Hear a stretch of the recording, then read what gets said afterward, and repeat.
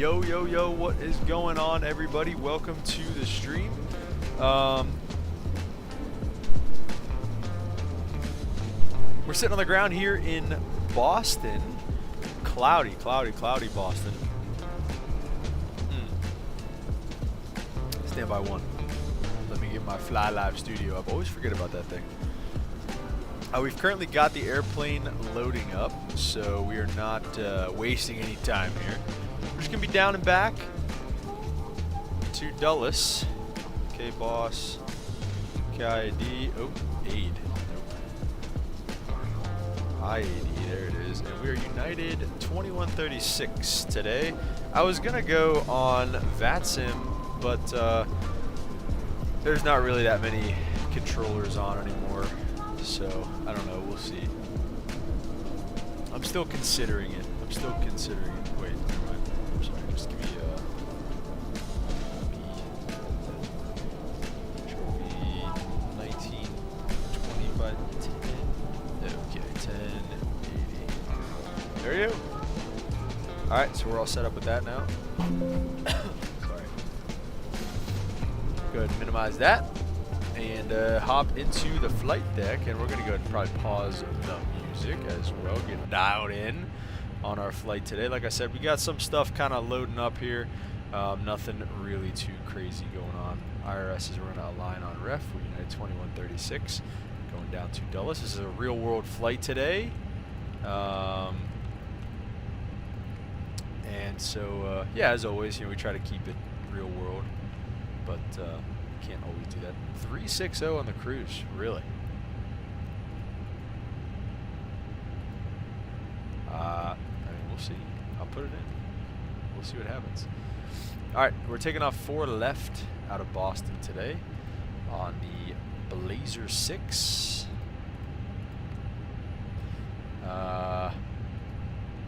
Doesn't look like the Blazer transition, yeah, but it's in there, so all right, good enough. And then right on to the Hyper 8, going into 1 right, ILS 1 right into Dulles on the Hyper 8 BAF transition. So that's that. RadNav is good. Perf, we're going down to Prague, going down to Dulles. Perf page we'll do in a minute. And then we need the init B numbers still here, so we'll go back to our initial page, and we still got a couple minutes on loading left. It looks like 14, is that? Yeah, it's enough fuel, so 14.4 we should have on board. 14.4, and then again weights, we're still waiting on the completion of those. So hope everybody's having a really good day today, and yeah, I mean, it's been pretty chill today. Good old degenerate middle of the day stream, but we got time today, so like I said, I like to try to stream whenever I have time, and we got time today, so take it.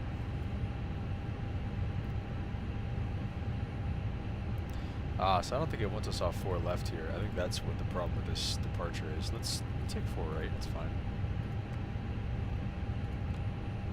4 right on the Blazer 6. There, that looks a little different. Alright, and then it said to climb a heading of 035 to 520 feet. So there's 035 for us all set up. And then boarding is complete. So that's our final number, 123.8 and 30.8. So 123.8 on the 0 fuel weight, and then 30.8. There it is. And then fuel-wise, we're gonna need. I'm sorry, it is up here. 3.4 and 20 and 2.1. 3.4 and 2.1 on the fuel. Bringing us to 5.5, 5.6 it really wants, but we'll rock with that for now. RadNav looks good. Prague page looks good. Perf page will come back for here in a second, and we'll just copy the active in there. We're not going to do an immediate hit return. Alright, let's go over here and check out the departure performance numbers. So we're going to take 4 right instead. Wet surface, sync load sheet final, sync weather, 2047 or 2947 on the altimeter. Crazy, crazy low. 38, 38, 39.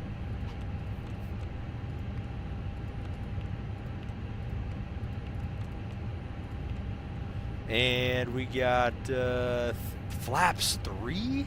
Holy, flaps 3 down 0.3. All right, whatever.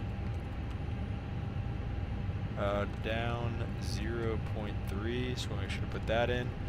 And then we have a flex temp of 68 degrees. Wow. All right, whatever. Do what it says. Do what it says. All right, so we'll take a look at our flight plan here. Take a look at our departure. So we're on that heading initially, and then we're to Nant Herbie, and then all the way around to Orr. Was that Chowda? Chowda, Steam, Dedham, Blazer, Bayview, and then just inbound. Now this is all the arrival into Dulles. So, all right, looking good, looking good. And I think with all that being said and done, let's go ahead and get the fuel pumps on. And oh, batteries are off. Oops. Fuel pumps coming on, and APU can start coming up here as well. And yeah, let's see, we got that all plugged in, ready to rock and roll. Calculations are all good to go down there. The only other thing I'd like to do is get the Navigraph charts pulled up. That'd be nice. Snowing here, so we might get de-iced here at the gate D and anti-iced at the gate. Actually, we can't because I don't have GSX anymore. I gotta re-download that. So never mind, we'll just be illegal. We will just be illegal. All right, ground chart. Looking for the 10-9. There it is, 10-9. And looking now for the departure chart, the Blazer 6. I believe that's what we're on, right? Yeah, Blazer 6. And then going back out to Dulles.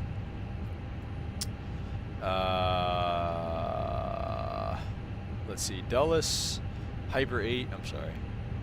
Arrival, Hyper 8, and ground chart looking for the 10-9. Or not, airported for the 29, I guess. Shoot, I didn't do that. And then approach chart, we're doing the ILS 1 right, I believe. So we'll go ahead and just pin that. Okay, let's go back to the star charts now, and, well, the Boston star charts. And we're going to take a look at the Blazer. We're actually going to just have a look at the general page here. I believe we're somewhere, yeah, we're right there. So 4 right's going to be an easy, quick taxi here. We'll probably just take Alpha, Bravo to the threshold. So that sounds good to me. APU's ready. Let's get the bleed on, GPU off. And we'll call for a pushback here. Let's go ahead and go ground services. GPU away, chocks and cones away. And then again, let's go back to the departure perf. Pre-planned pushback. We're gonna go straight back, I believe. Just kidding, we're gonna go Navigraph. We'll go back tail right a little bit. Okay.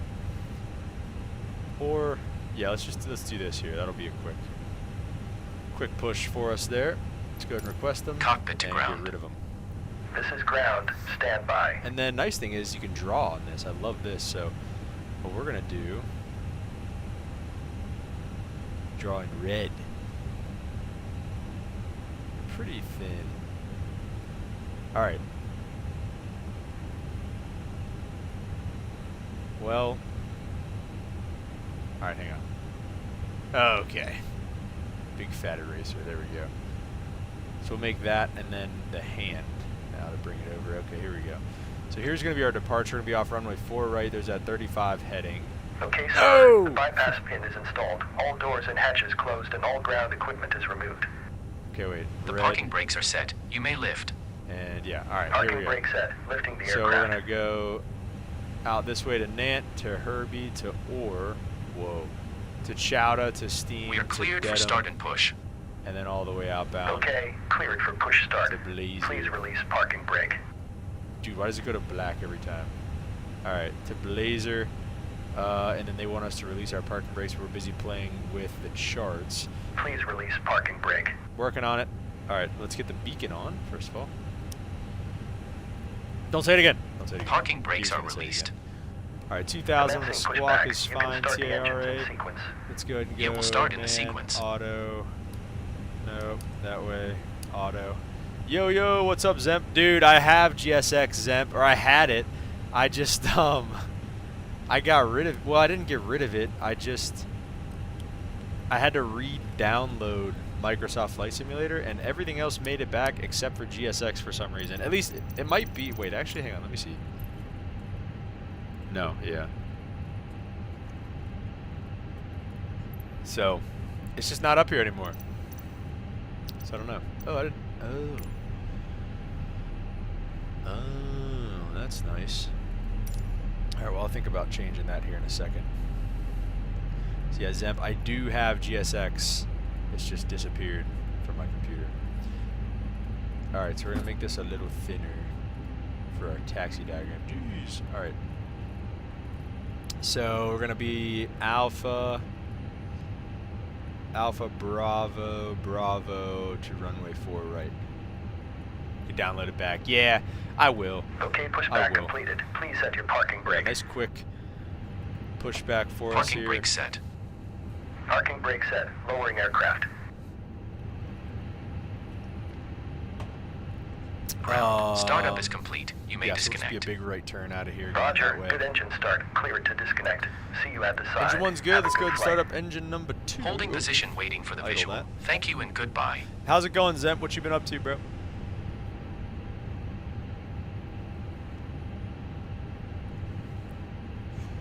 Then over here, let's see. We'll just do Prague over here, probably to Dulis. Dula. Go outside.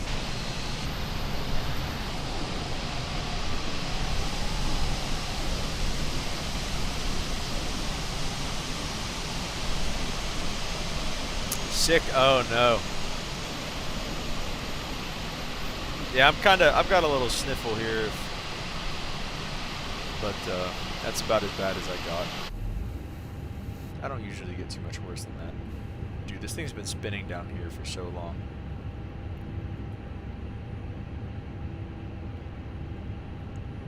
Nice scenery. I don't think it is nice. I think this is just the default though. I think. I'm not exactly sure, honestly. I'm not fully sure, but I think it's just the default scenery. But thank you. All right, that makes us ready to rock and roll. So let's go ahead and do that. Yeah, it's all right. I mean, it's definitely a default. If anything, I downloaded a free version or something, but I definitely don't. I didn't buy anything for Boston, so. We have the Dulles scenery though. So that will definitely be a nice, it'll be pretty going into Dulles for sure. Oh.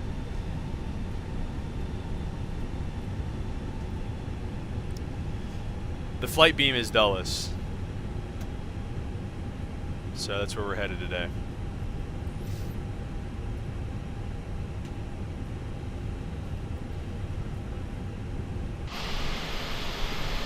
Yeah.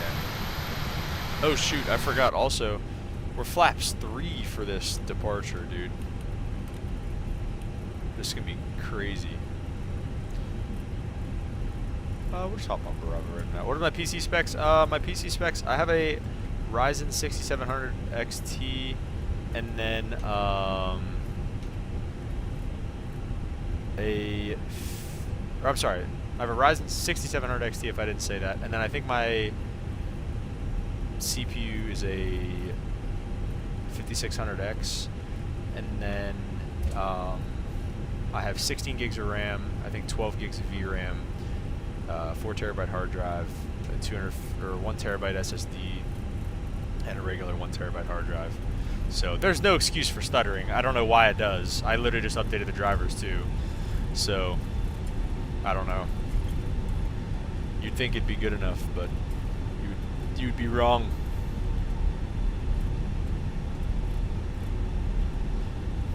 I'm not like the best with computer stuff though. Like I'm not a whiz by any means. Turn those lights up a little bit for us here.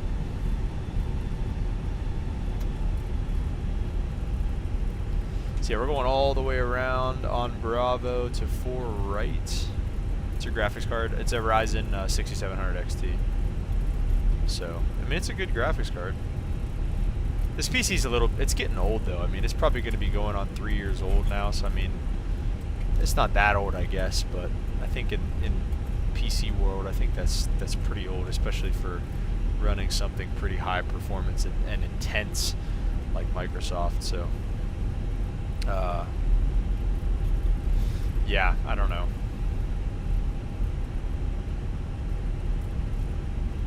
Might be time to start looking at a new graphics card. I want to get more RAM. I tried to get 16 extra gigs, so you know it would have brought us to 32 gigs of RAM, which I think would have been money. But what's up, Rowan? Welcome back, bro. How's your day going? But they didn't fit my motherboard. I didn't even know that was a potential issue, so I don't know what to do now about that. I gotta get different. That was a while ago though, but I gotta get different kind of RAM. So yeah. It's not like old, but it's old enough, you know. Let me get the flight controls, make sure we're at 0.3 nose down. There we go. Okay. Right, whoa! Overshot. Alright, here we go. Wait, just kidding. What?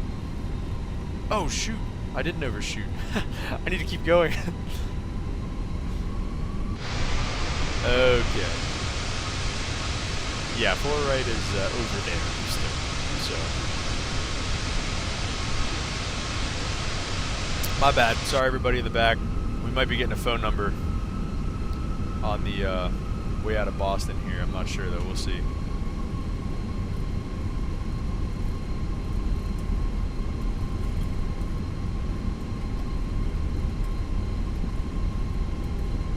You guys do anything fun today, or what plane is this? This is the Fenix A320. A320.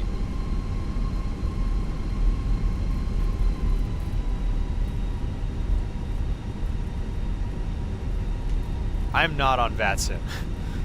Thank goodness. I probably would have got in trouble. Alright, here we go. Bringing up the chart. Oh no, it takes it away. That's stupid. Whatever, dude. Alright. Let's spool them up 50.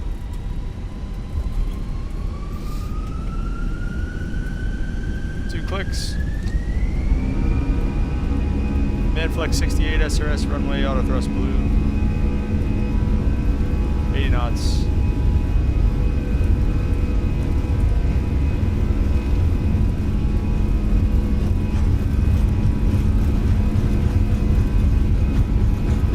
And view on rotate.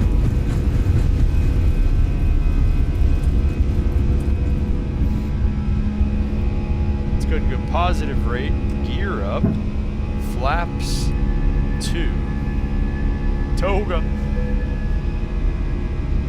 I know, we should have done, we'll do a toga out of Dulles. And then let's go flap 1 here as well. Just overspeeding the flaps like crazy. I don't know why it wanted me to do a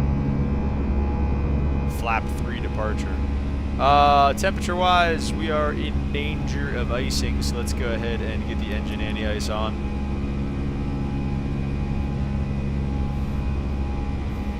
And let's go ahead and lever climb.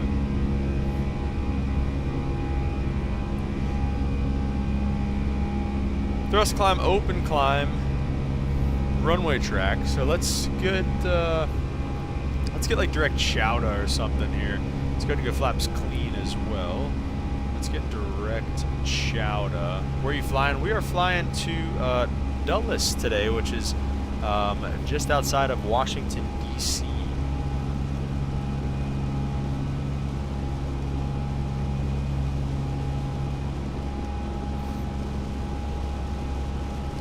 Love these IFR departures, man.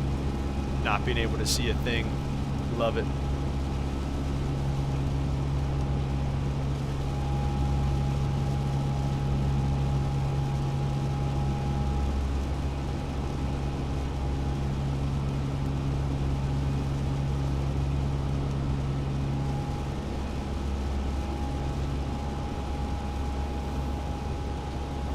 Let's say they gave us up to flight level. I mean, I don't know. I feel like we should start with like 300 or something, as opposed to 360. We'll start off with 300 because 360 seems like a lot.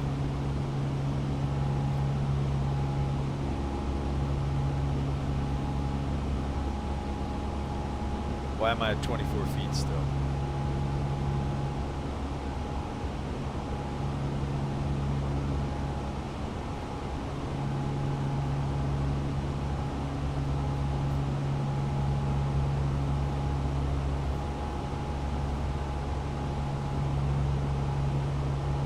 Lisbon to Manchester. Oh, right, yeah, you recommended that one a couple streams ago. I remember that.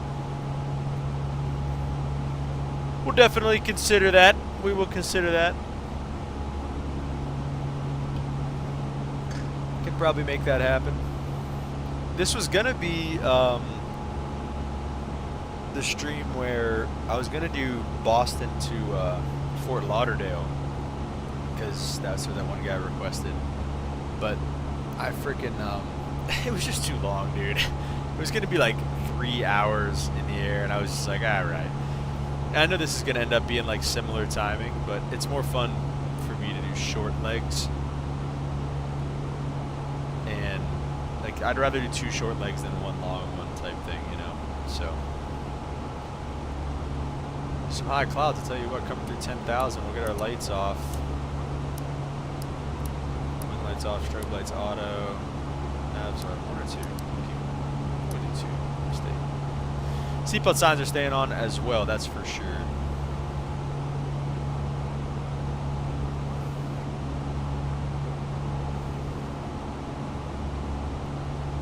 And we'll lower that nose as we begin to accelerate to our climb speed today. Oop.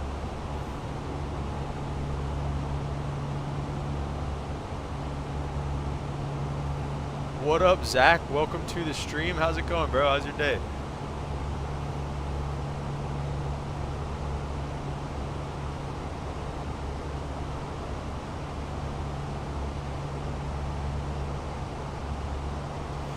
Starting to see a potential breakout here. We'll see how high up these clouds go, but this could get pretty amazing.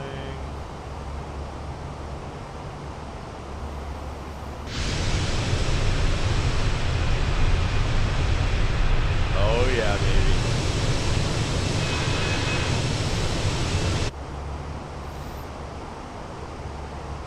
Day off work, same, dude, same. Catch me streaming on my days off of work. What do you do, Zach?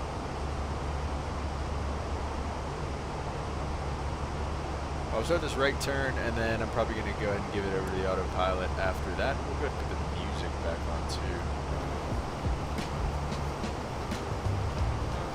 Oh, here we go.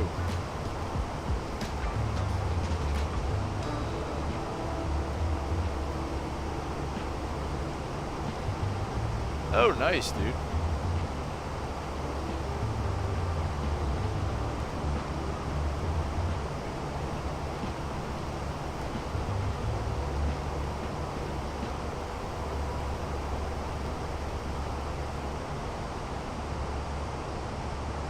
Do you like working at Home Depot?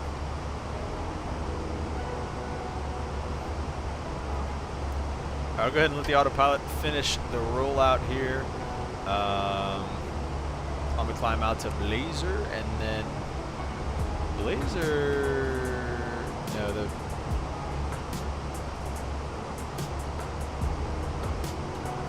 BAF VOR starts the approach.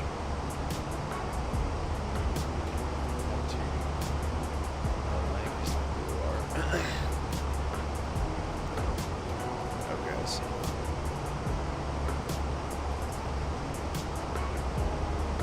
Pays the bills. Yeah, amen. Well said, dude. Sometimes it's all it takes. It's all you need.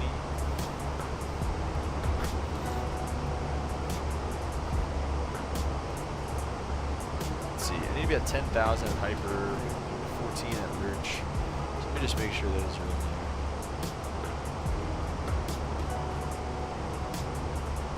there. Yeah, they're in there. All right. Yeah, like I said, we're probably gonna go up to 3-3 or 3-0-0 instead of 3-6-0.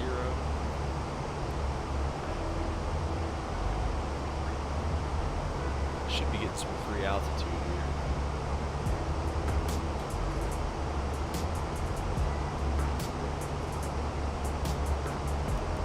Free altitude.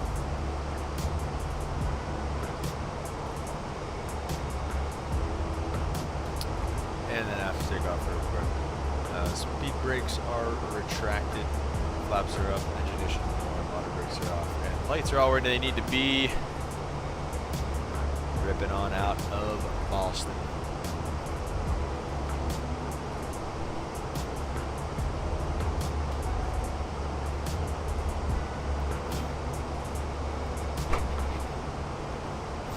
Have you guys ever seen the A300, or I'm sorry, the A330 that's like freeware on the store? It's like the 330, not the 330 Neo, not the Headwind. There's a freeware 330 like CEO. Did you guys ever see that?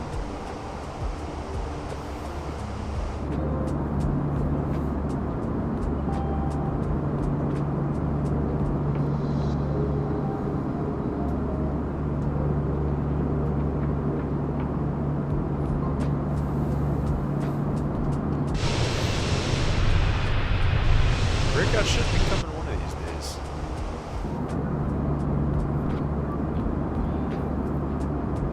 Yeah, that's what I'm saying.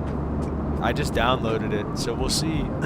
We'll probably do a little test flight, review flight on it one of these days.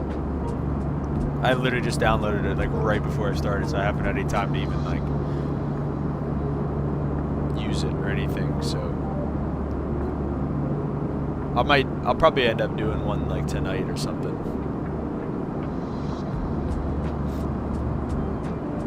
I think weather going to Dallas is pretty good. Good is a overstatement.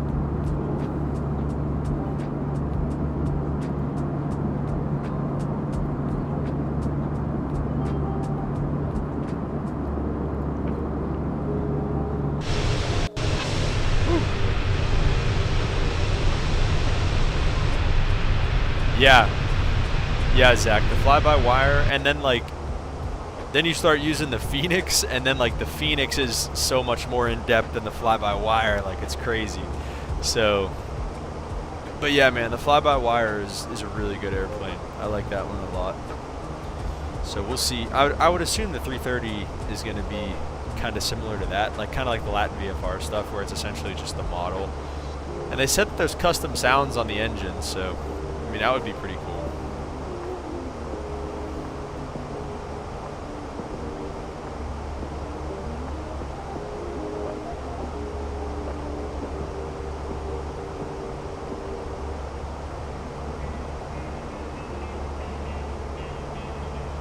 Here we go. The clouds are getting lighter.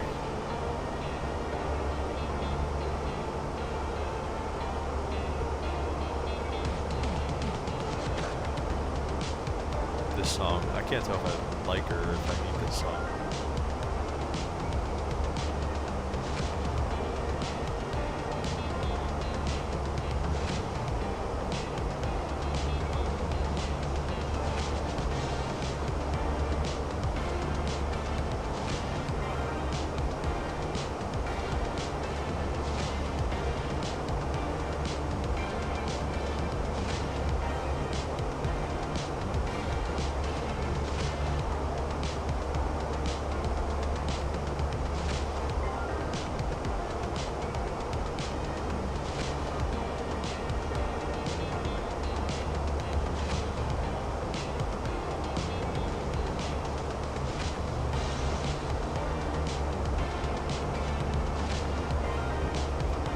Dude, come on. We gotta break out of this by 30,000 for sure.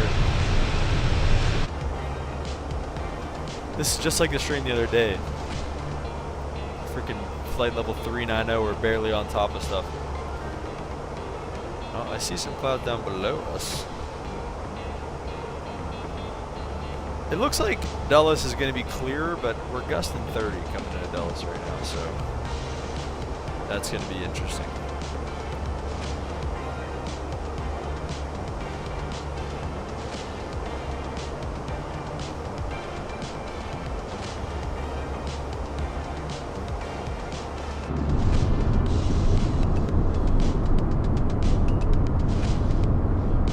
I think this song is, I think I officially don't like this song. It's going to be removed from the playlist. It sounds like elevator music or like holding music too much.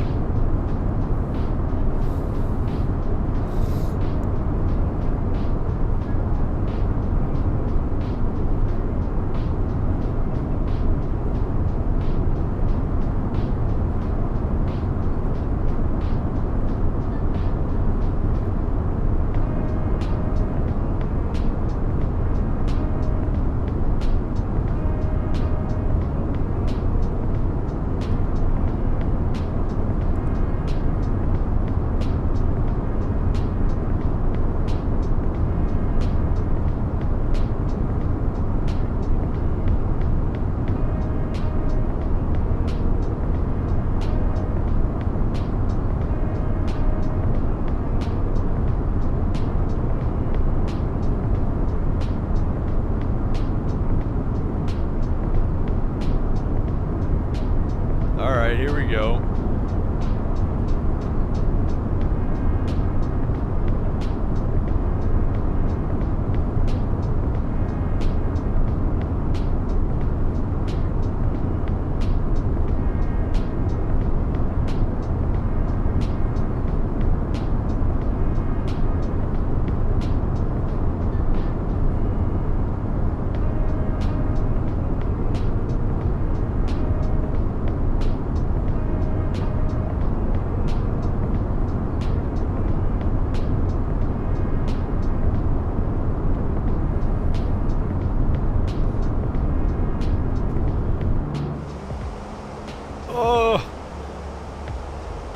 Maybe...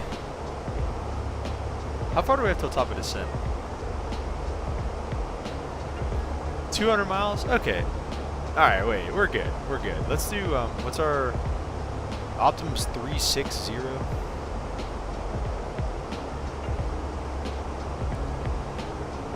Alright, screw it. Let's do it. 360. We're going up. Getting above these clouds. We're not sitting in these clouds for 2 hours, or 2 hours, 200 miles. Oh yeah. This is gonna be a sick breakout though. This is looking nice already, dude. Sheesh.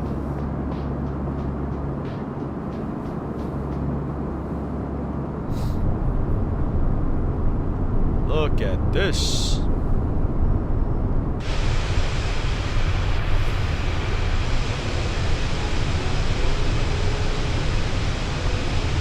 Look at this.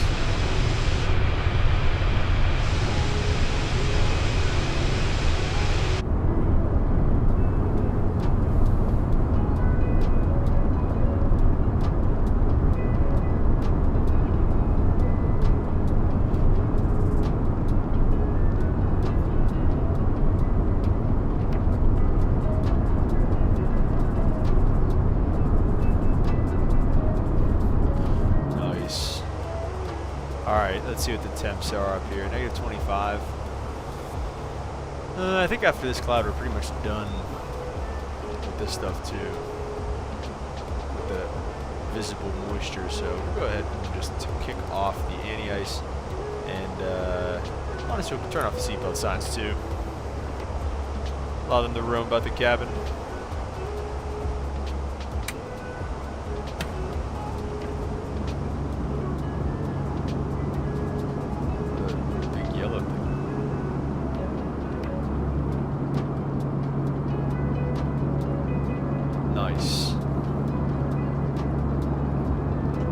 wait.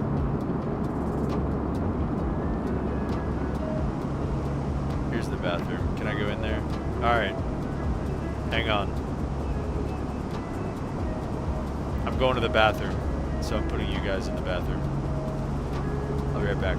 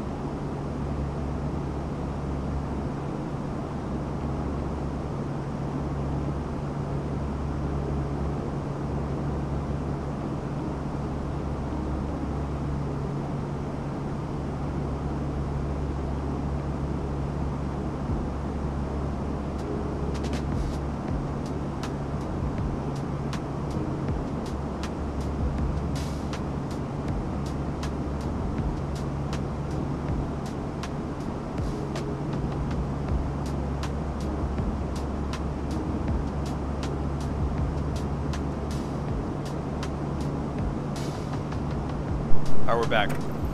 Oh. Go back inside the flight deck. There's a way to pop this. One of the jump seats. Oh, here we go. Jump seat view for a little while. Anyone? Oh. Maybe not. Is there a way to move?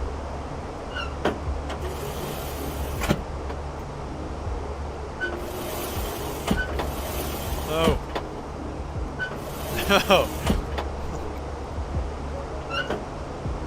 That's it. You just have to stand, but you can lean against this.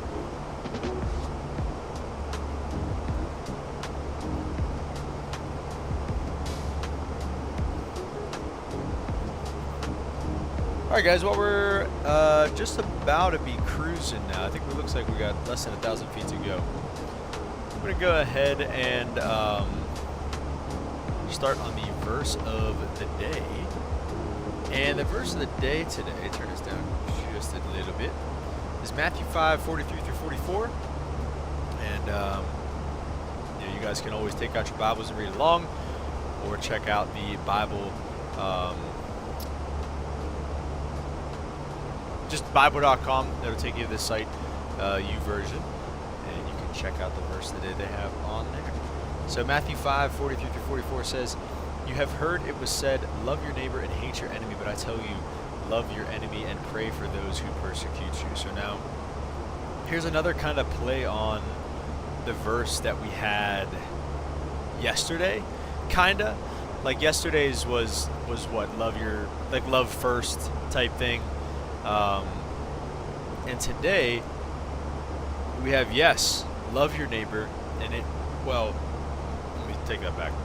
Love your neighbor, yes, obviously. But a pretty common thing, especially in today's kind of standards, I guess, is to hate your enemy. And nobody wants to love somebody that they dislike, right? But the way of the Lord and what Jesus tells us to do is to love your enemies just as much as you love your neighbors, and pray for those who persecute you.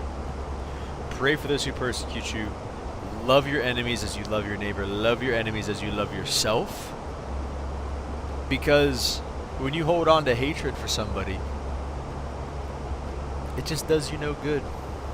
It does you no good. So yeah, it just makes you bitter. It makes you angry. So don't hold on to anger. Be free in forgiveness and love.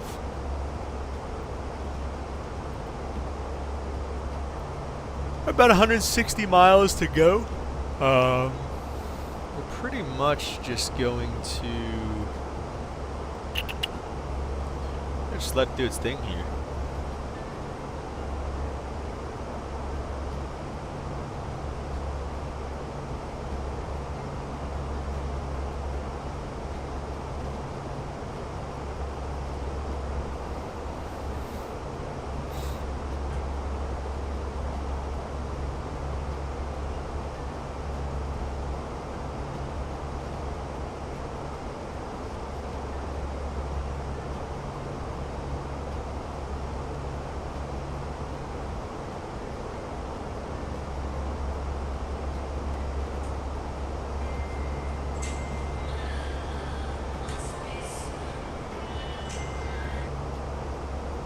So yeah,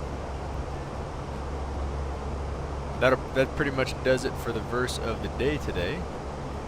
If anyone has any questions, of course, feel free.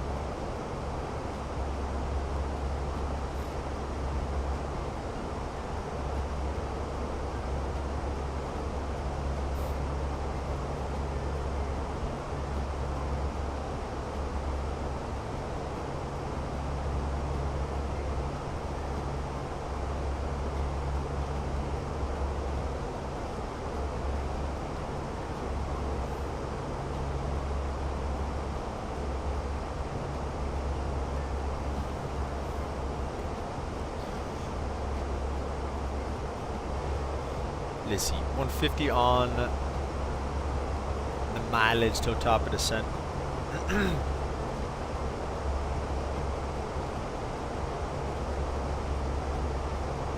Let's see, we got star charts. ILS runway 1, well, 310 at 18 gusting 29. They do have a runway 30.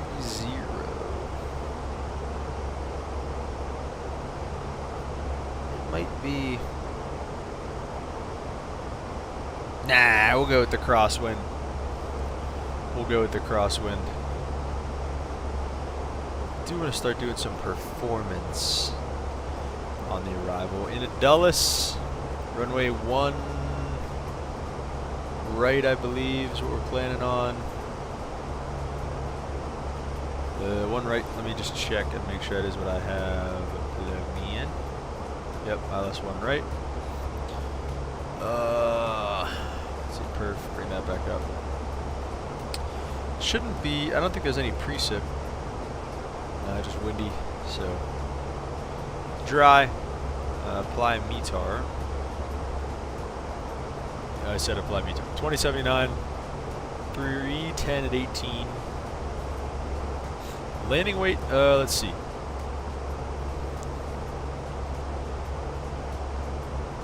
$134.1.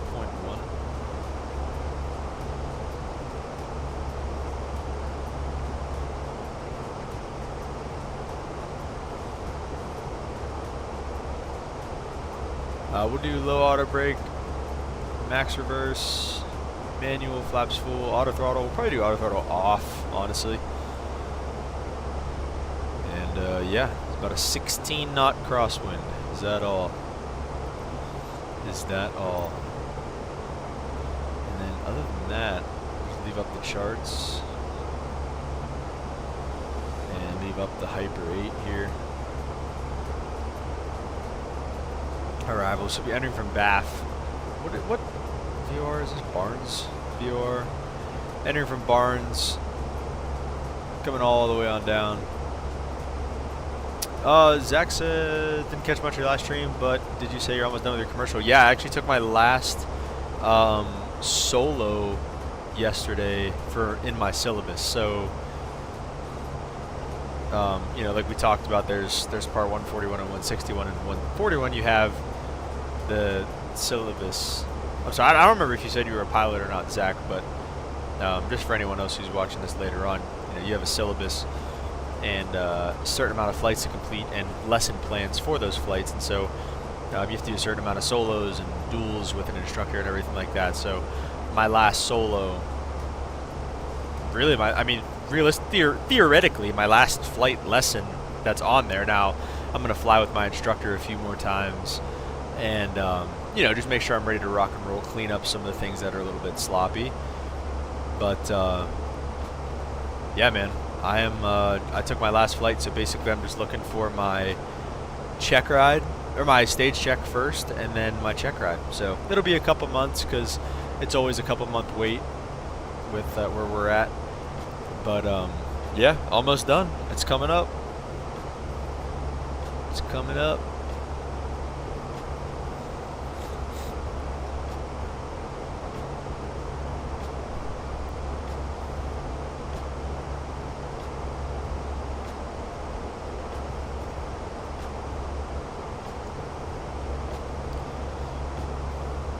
Zach, are you in training or anything? I don't remember.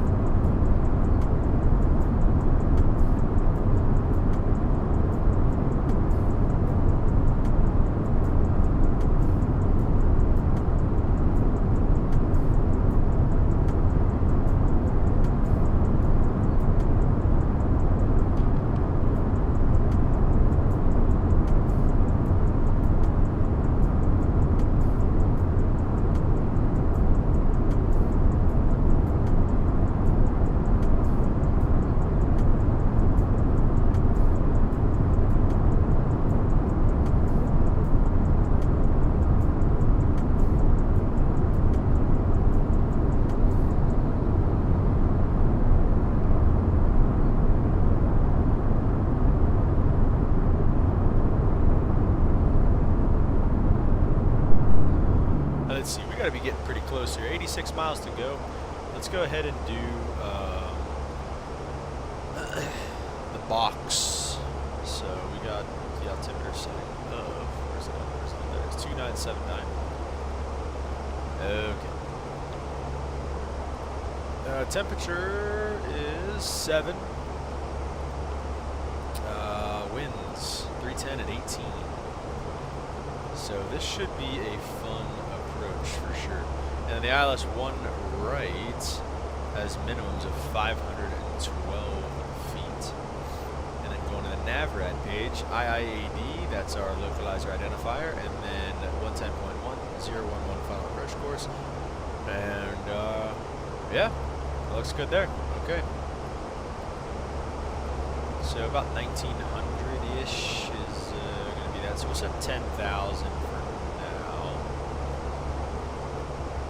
Let's see if we should maybe file on the way back.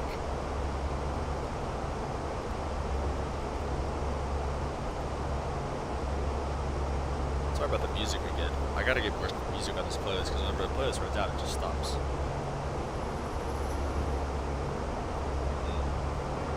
There's not a lot going on in terms of ATC right now. Boston's got ground up.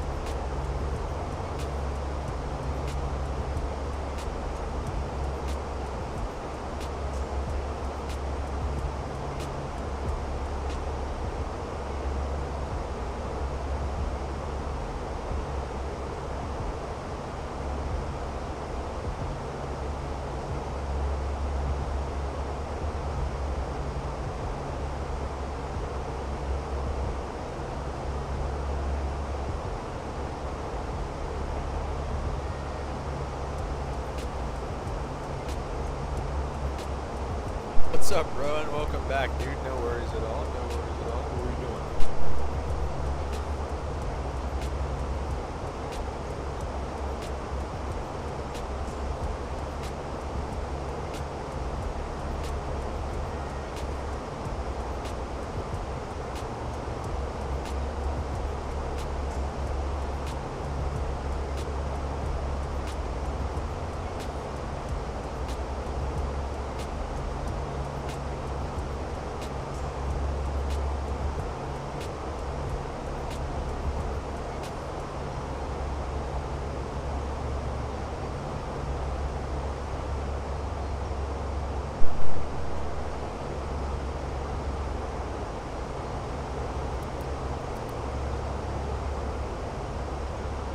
I hope everybody's ready for this approach. Might be pretty freaking brutal.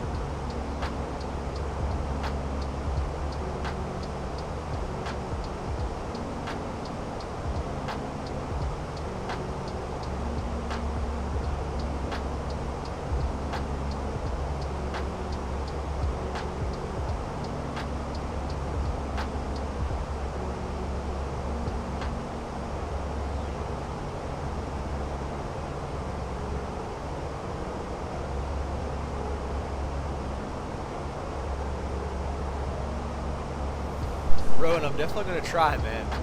I'm definitely gonna try to butter. We will see. We will see. What do you think, Rowan? What do you predict? What is your prediction on the landing in Dallas? Do you think I'm gonna butter it, or are we gonna slam it? It's gusting 30. Gusting 30 knots in Dallas right now.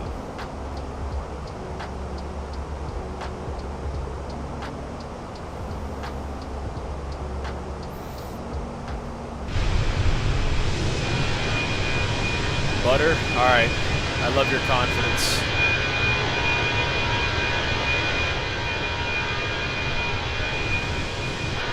Sit on this outside view for a little bit, man. This livery is just too pretty not to.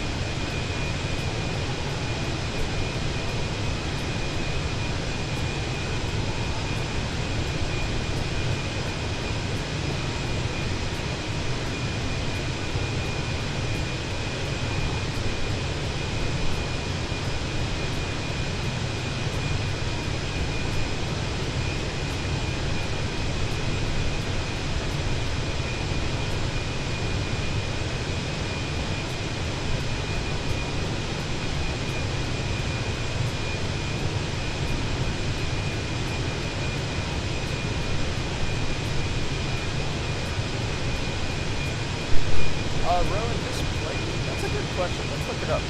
Let's look up the tail number. My job, I work on the ramp at the International Airport. It's a small airline, but I'm actually going to be flying. November 475 Uniform Alpha on route says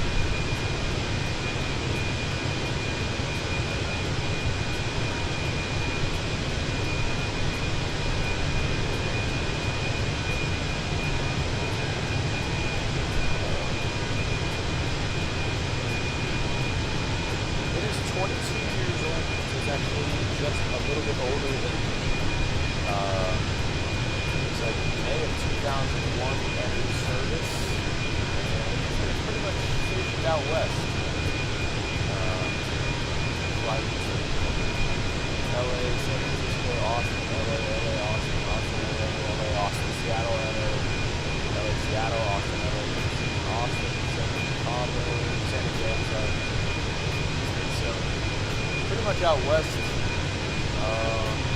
I've seen it where I work a few times.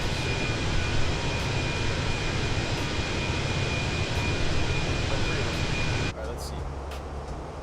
Top of descent is 9 miles out. Let's go ahead and push it.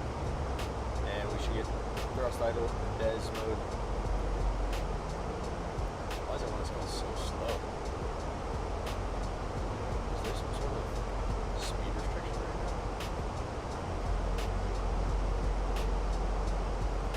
Speed restriction on the arrival. 250 at height. We're already below 250 though. Let's go ahead. Pick up that airspeed a little bit.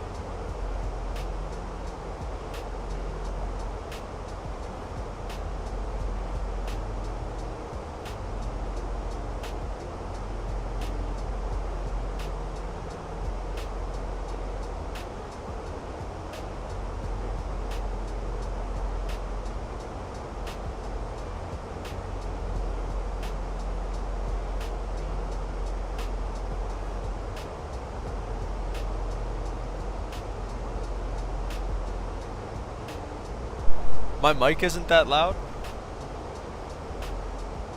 Let's see. Is that any better? Bumped it up a little bit.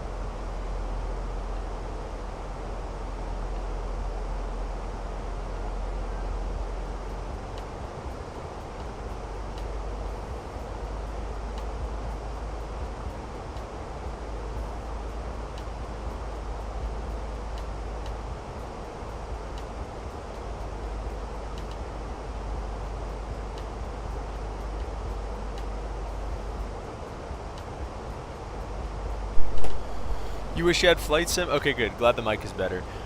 Yeah, man, Flight Sim is a lot of fun. But the whole reason why I'm streaming to you guys is to spread the gospel. So you do have that. That's the most important thing. Flight sim is fun, but the gospel is forever. So that's my message to y'all.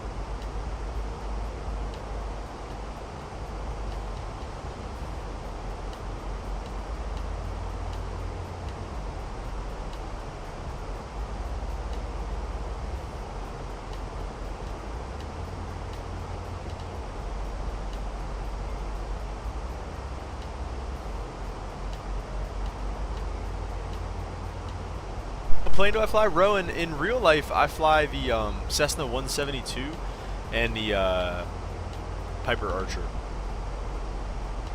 Just a small little propeller plane.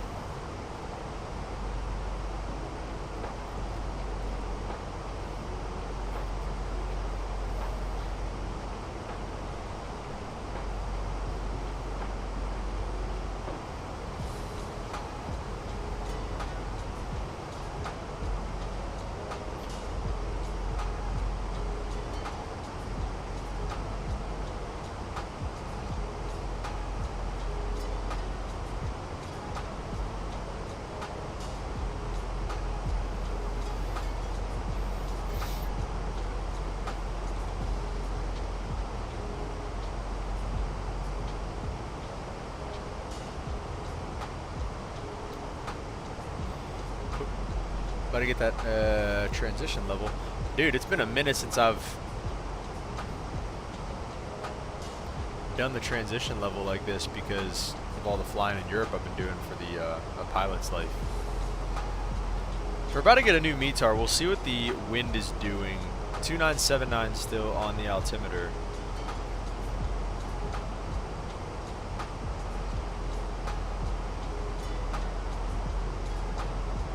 Mr. Emirates, what is up, bro? Welcome to the stream.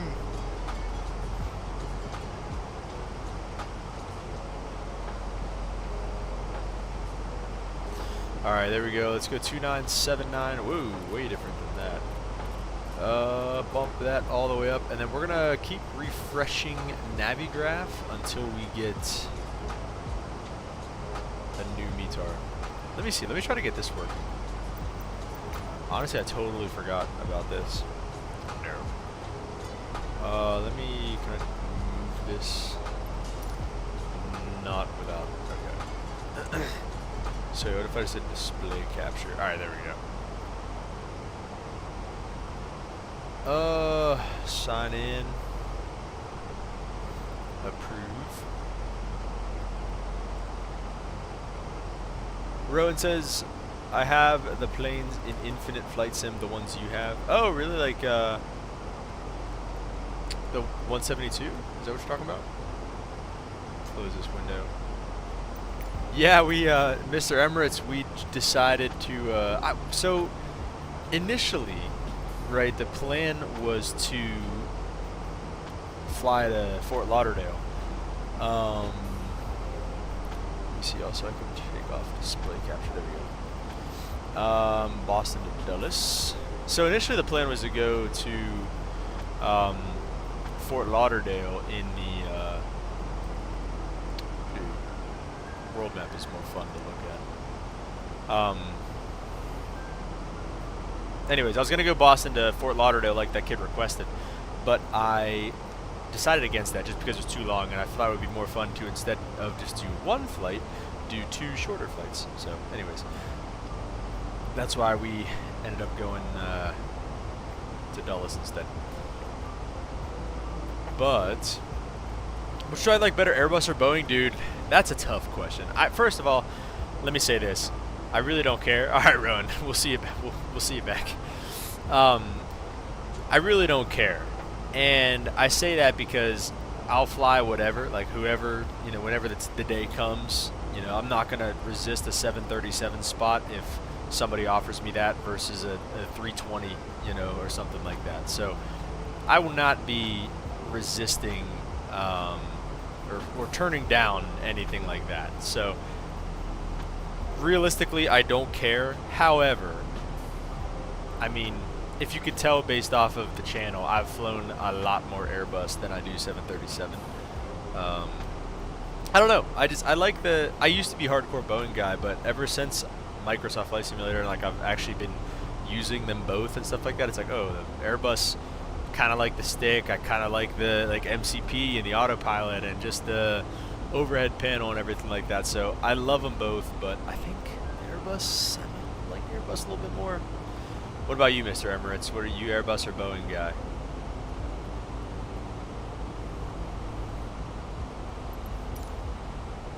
This is a huge bar. If I stuck it up here, you guys want to be able to see it there. That's nice. Alright, it's coming through 10,000 here shortly.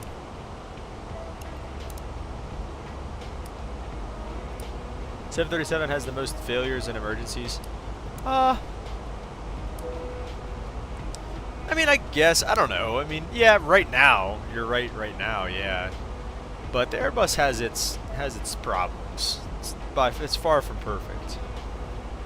Airbus all the way. Need me that Emirates A380, yeah, dude. Dude, so we talked about this a little bit earlier, but did you know about the A330-300? Not the Neo, not the Headwind Neo, but there's a free A330-300 in the Microsoft store. Did you know about that?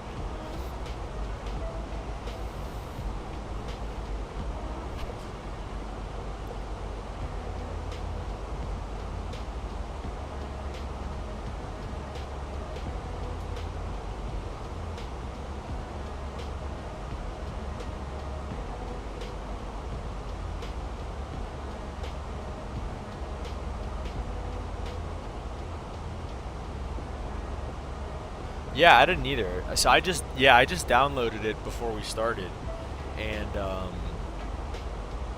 I intend on using it at some point. Let's see what's the temp as we get into these clouds here. 0 degrees. Go through the engine anti-ice on. I intend on using it, at least trying to use it. So we'll see. I'm gonna do it off stream a couple times, and then we'll get some probably domestic flights in it at a later date. But yeah, I'm very intrigued. I think it's gonna be kind of like Latin VFR. Out of Dubai International for like $20. I'm gonna get into a lot of Emirates buildings. Yeah, I saw that. Any builds did that. Yeah, I'll probably buy that whenever the fly-by-wire. Or I'm sorry, fly-by. Yeah, whenever the fly-by-wire A380 comes out. I'm super pumped for that, dude. Have you heard anything about the fly-by-wire 380? Is it on pace? Is it slow? Like, what's the deal with that?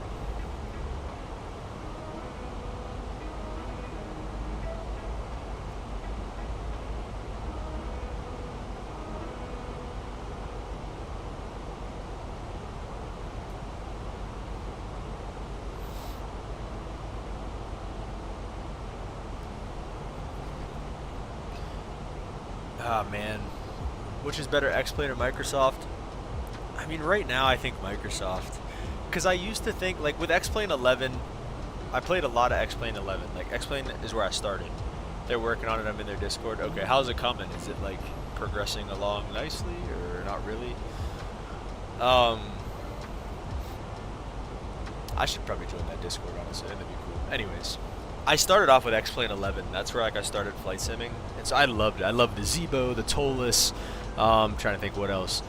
I loved the SSG 787 and the, who made the A350? I love the A350. Even X-Plane 12 350 is pretty good. But X-Plane used to be, like, the sim that had the better, you know, aerodynamics, I guess you could say. Like, X-Plane had the better aerodynamics. X-Plane had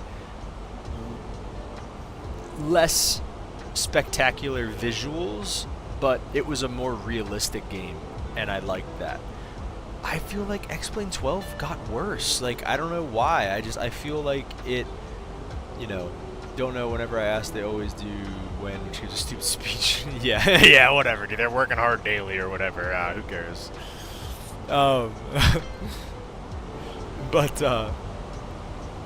yeah, I feel like X-Plane 12 got worse. Like, I don't know if you were here the other day whenever I mentioned this, but I was gonna do a stream where, like, I fly the either the Archer or the Warrior, because, like, I'm practicing for my commercial check ride, and so I was like, okay, I'll do a stream where I, like, go over all the maneuvers and stuff like that. That'll be fun.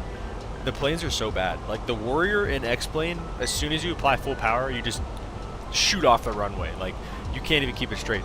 And then the Archer in Microsoft, you just stall and enter a spin and die if you do, like, a power on stall or a steep turn. Like, I was doing those and I literally just stall it out of the air and die. Maybe I just suck at flying, but I don't know. In real life, I've never even gotten into close to being in one of those types of situations. And the planes in real life, they want to fix themselves. You know, they don't like to stay in those states. So anyways, long-winded answer, but at this point, certainly with the airliners and stuff like that, at least, GA sucks across both platforms. But right now, I'm a Microsoft guy. I mean, look at these visuals too, man. Like, it just doesn't get better than this. Look at these freaking visuals. What about you, Mr. Remerts? You Microsoft or X-Plane guy? My spoilers are armed already.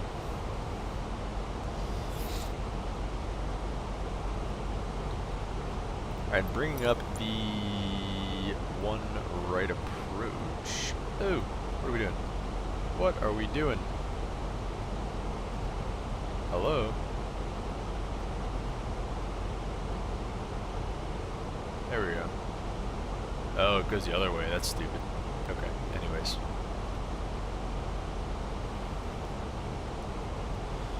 So yeah, 110.1, 011 final approach course, 512. We got everything all set up for this, so just kind of leave that where it is for now. Final approach fix is what? Waxing? Final approach fix is waxing, so if we can be down around 2,000 by then, that'd be cool. Let's go ahead and pull it. See if oh yeah, look at that.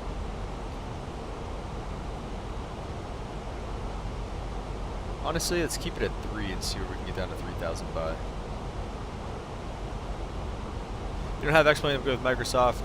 Yeah, like I said, last time my graphics card computer isn't that good. So yeah, I mean, X-Plane honestly might be a good place for you to be then, because it's not as intense on the graphics and stuff like that as Microsoft is. So yeah, I mean, X-Plane might be a good place for you to be, because the visuals in X-Plane are better than... Hang on, let me start over. The visuals in X-Plane 12 are better than the visuals were in X-Plane 11. I will say that. However, they're still not that good. The clouds are awful. Like, I don't know, they have these weird little freaking clouds. I don't know. I mean,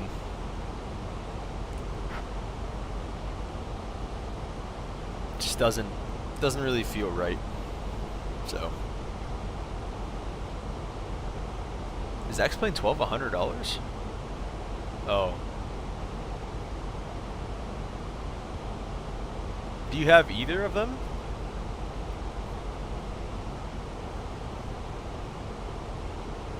Let's pull the speed. We'll keep it at 250 for now. And then as I get a beam with our final approach fix and everything, I'll slow to 220 knots. Start throwing out some flaps on Microsoft Flight Simulator. Wait, what would be a waste of $100?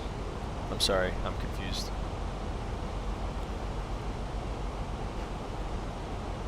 You have Microsoft Deluxe.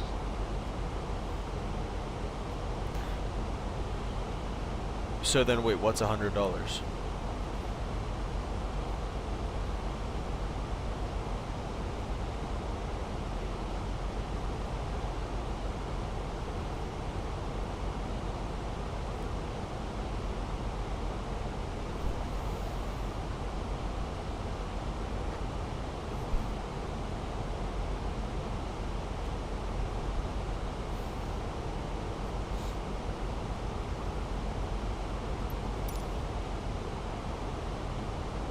Getting there.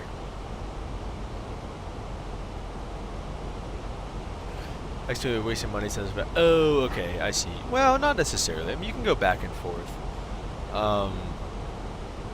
It's not one or the other necessarily.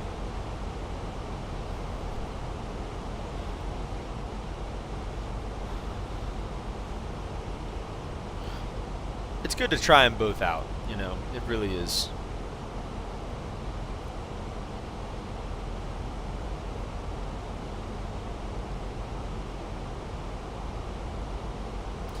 There's lovely Dulles at about 1 to 2 o'clock. Well, it's like a 1 o'clock really.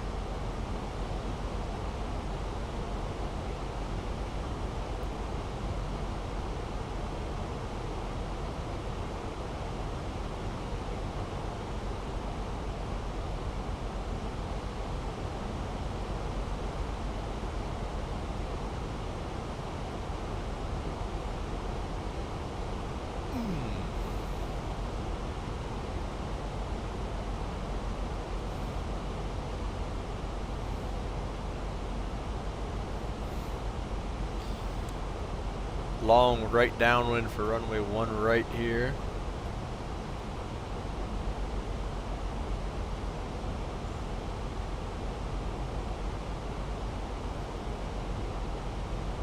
Are we like...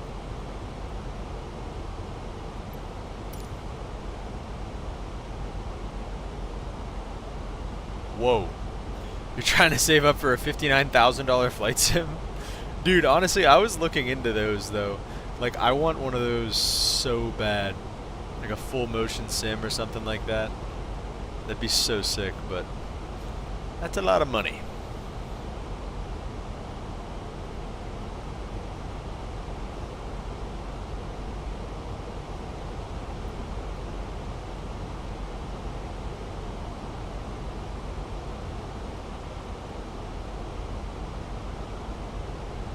I'll probably start slowing to about 220 knots now, and whoa, went right through it. And then we'll go flap 1 once we get under the eyebrow. Turn on gifting, because I would gift if there was an option. Dude, thank you, I appreciate it, but I have no idea how to do that, honestly, and I will look into it for sure. That stuff always confuses me whenever other streamers do it. Like, what's the difference between like gifting subs versus just subscribing versus donating? Like, I don't know the difference. So thank you, I appreciate it, and I'll definitely look into it.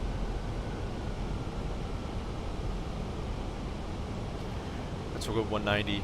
Or were you saying, yeah, it was you that was saying that you'd help me set up a Discord too if that was an option.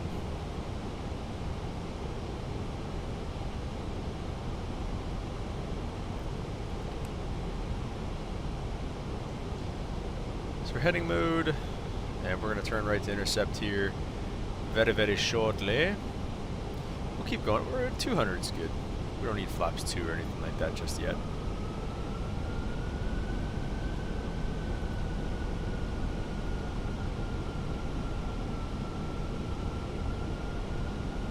Signs are on. Oh, we can get the anti-ice off too.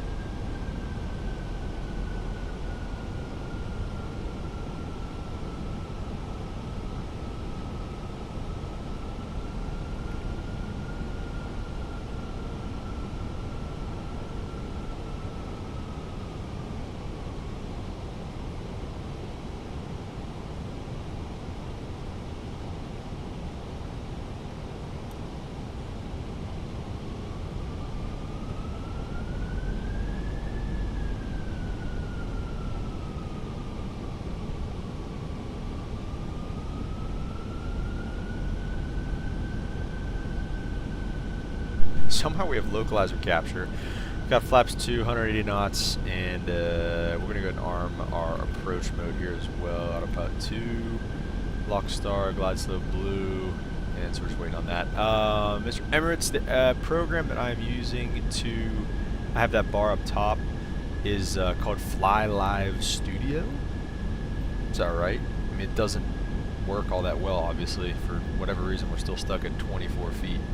So, not exactly sure what the deal with that is.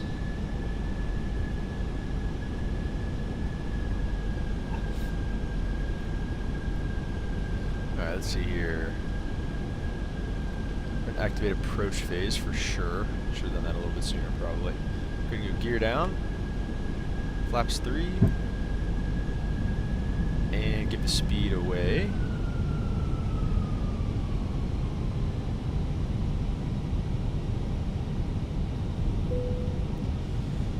And let's check out the plate one more time. Approach 3000.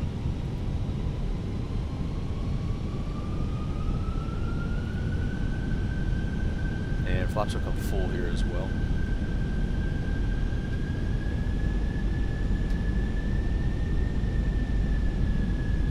Oh, on the spoiler, yep, that's good.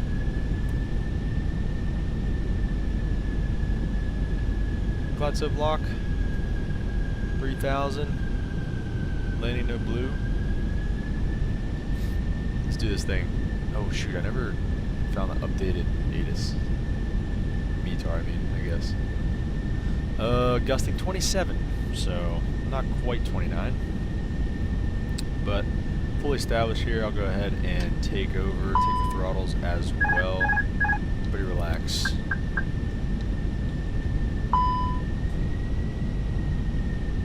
These things kind of choke. Alright.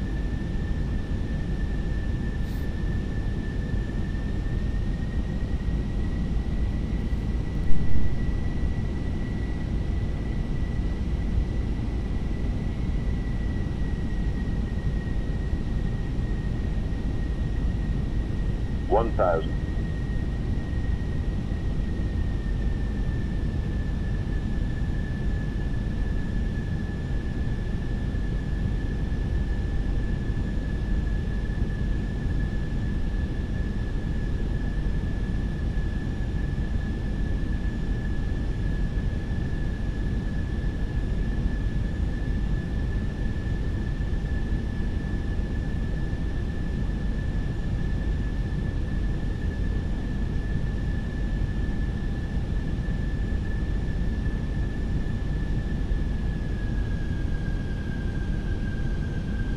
$500.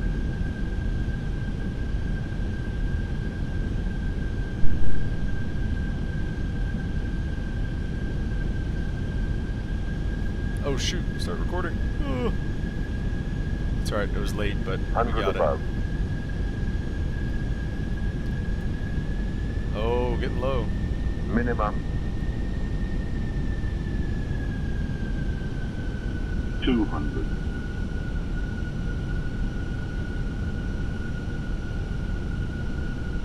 100. Light slope. We're fine. 40. 30. 20. Retard. Ooh, that was firm. Oh!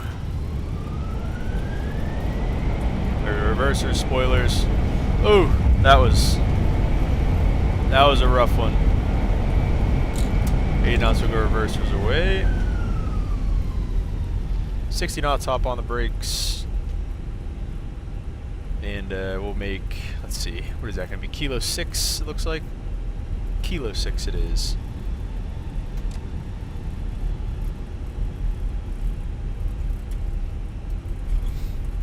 Alright, not terrible. I mean, it's gusting like 30, so it is what it is. We'll get the APU kick in.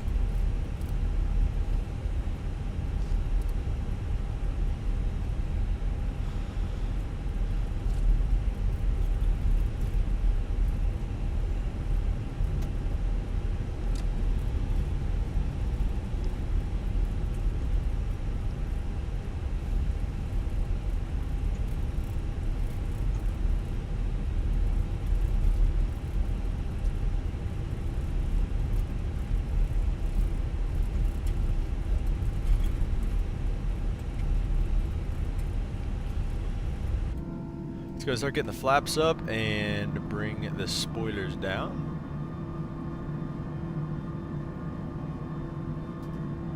Do another leg? Yeah, I'm gonna try. I think I'll have time. I think I'll do another leg. We'll zip back up to Boston real quick here. Shouldn't be that long. How long was that? How long have we been going? It doesn't tell me anymore. It's stupid. Anyway.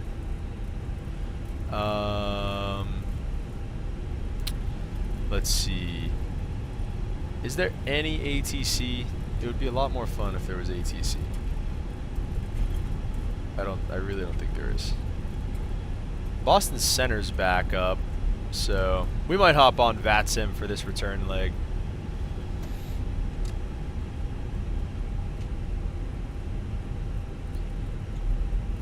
Let's see, let me go to FlightAware. Let me get a flight number. From, got here. KBOS to, I'm sorry, Dulles, but we're flipping it around. So United 2060, United 2060, I think, right? It's 320? No, it's a 73. Oh, no 320s go back. Okay, so we'll just do United 641. That'll be a good flight number. And in terms of getting back to the gate, we'll go ahead and make this a left turn.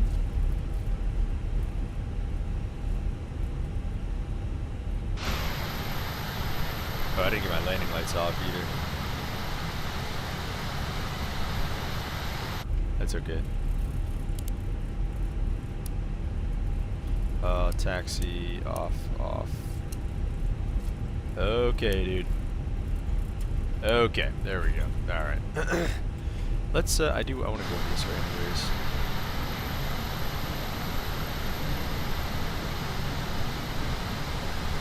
Main terminal, low-key, I kind of wanted to be over there, but that's alright. Not everybody can be over there. We'll go to the outlet terminal, whatever.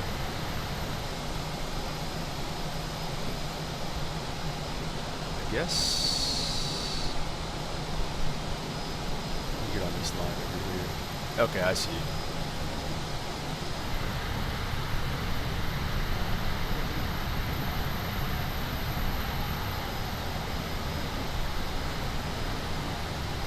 Yep, we're gonna take this right here.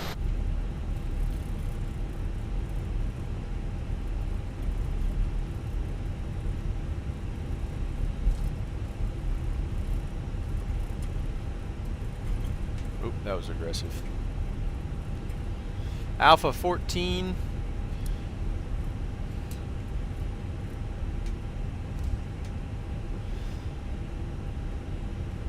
This is sick, dude. That's what I'm talking about, though. These sceneries are like, they're kind of worth it, dude. They're kind of worth it. Like, they're so, this is so cool.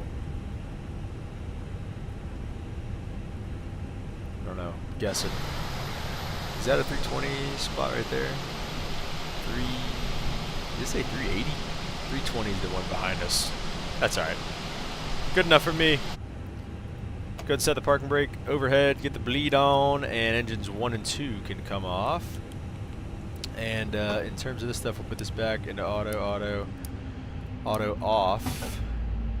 TCAS can go to off as well, I guess, more or less. And VORs can just come off too. Okay. Alright, yeah, we're going to be doing another leg here, so let's get geared back up to go out to Boston, back up to Boston, and yeah, in the meantime, just give me a couple minutes to get reset back up, and I'll be back with you guys.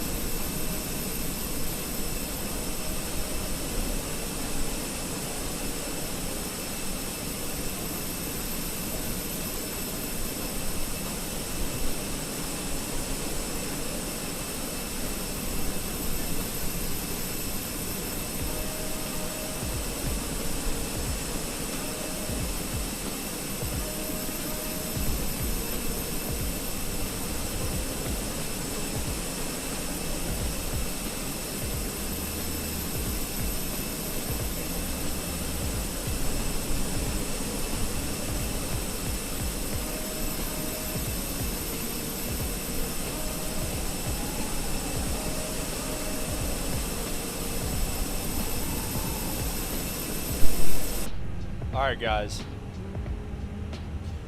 I'm back, I'm ready, let's do this thing. You're right, Mr. Emirates. There are, in fact, 2 jetways here for the massive A380 whenever it pulls up, but our A320 will fit in here just fine, okay? Alright, in terms of anything here in Dulles, let's see what, do we have an ATIS by chance? Okay, we do. Alright, here we go. I'm going to start doing this on here so that you guys aren't just like, oh.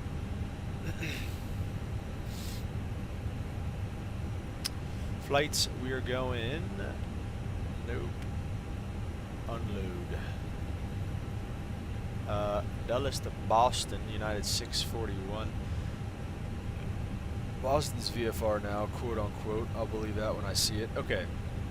Anyways, let's go IAD, weather, and ATIS. So we have ATIS information. This is real life ATIS, I think, because, yeah, it's real life because we don't have a VATSIM ATIS. Departing runway 30. So let's see, what did it have us on? It had us on 30, so that's fine. BRB making a Microsoft Blue purchase? Oh no, what are you purchasing? Okay, so we have, let's see, runway 30, alright, can we not, hang on, maybe if I just minimize it for now. Oh wait, shoot, there we go, we're back. Oh wait, I gotta redo this fly live thing too. Dashboard, overlay, switch it, United 641, okay. We're gonna get rid of this, add a new one, browser, and we'll go to use overlay, control. So wait, why? Dashboard settings, overlay, where's?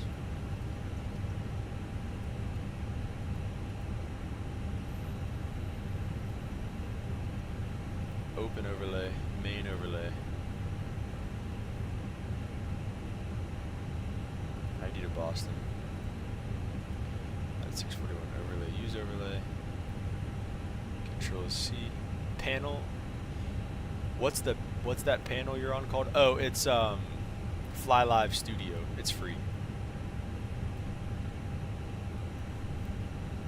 1920 by 1080. There we go. Hopefully we're okay. Hopefully it doesn't just say 24 feet the whole time again, but the fact that it still says it kind of scares me. Okay. Alright, in it. Here we go. We're getting out of here. We're escaping Dulles. We're departing runway 30. We are United 641 on the way out of here. No. What's that panel you're on called? What do you mean no? United 641, cost index 5, we're not doing 5, how about like 15 at least, please. 370 on the cruise as well. Diagonal from throttle to the right of rudders. My FMC? Oh, you just mean like this right here, the FMC. FMC / McDo, technically they call it the McDo, MCDU, right there. Is that what you mean?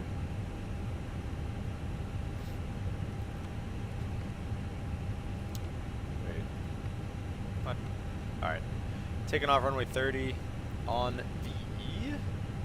the Jacoby 4, and we're taking the Swan transition, and then arrival into Boston, we're taking the Roebuck 3, yes, yeah, there you go, it's the McDo, 4 right on the Roebuck 3, and a JFK transition if it asks, there it is, okay, why is our pressure bursting at the seams? We got the tray table out too, by the way. I love that you can do that. I think that's kind of cool. Anyways, get LS push button out of here. Constraint mode can stay on. And while we step through this, I always have trouble with it. Just wanted to know what it's called. Oh yeah, I go way more in depth in a video on my channel if you want to go back and watch that at some point. Hey, alright, there we go. Okay, so we are off runway 30. Let me see what's, here we go. Transition out to 18,000, top altitude 3,000. Off 30, climb out heading 301. But yeah, I can kind of, if you ask whatever questions you have, I mean, I could try to answer it. I'm not type rated on the Airbus or anything, but I mean, I've been using the McDo for a while, and so I mean, I have some idea of what I'm doing. Then a right turn heading to 320 as assigned by ATC, ventures across Riggins outer above 3. So, Riggins outer above 3, we have that, plus 3. So then Riggins to Jacoby to, what is that, Griffin, whatever, Grim. And then to Suki and Swan, and then we're outbound up to Boston. Alright, for now that'll do. Okay. I'm happy with the looks of that. Let's go to init B. We should be finished loading by now, yep. So we have 123.8 and 30.9. 123.8 and 30.9. And we are blocking 13.4 on the fuel. And we'll come back to that in a minute. Let's go over here and we'll go, yep, departure perf. Leaving Dulles on 30. It is dry. Sync the final load sheet. 2982. Set altimeter's coming up. That's good. All I know how to do is start up the plane and fly. I don't know much about any buttons or controls behind flying to start up on it. I mean, yeah, that's fair. I mean, like, I don't know. I mean, we're not doing flaps 3 again, dude. We are not doing that. Hang on. Is there optimum? Give me flaps 1. I said we do toga out of here too, actually, so I'm glad it did that. Packs on. Now calculate it. Not doing flaps 3. 120, 135, 135.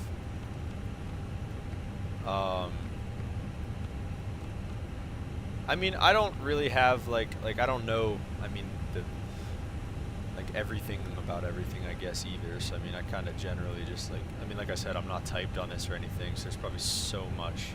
Not probably. I mean, there is so much that I don't know about this. So I mean, I'm kind of in the same boat. Like, I get what you're saying.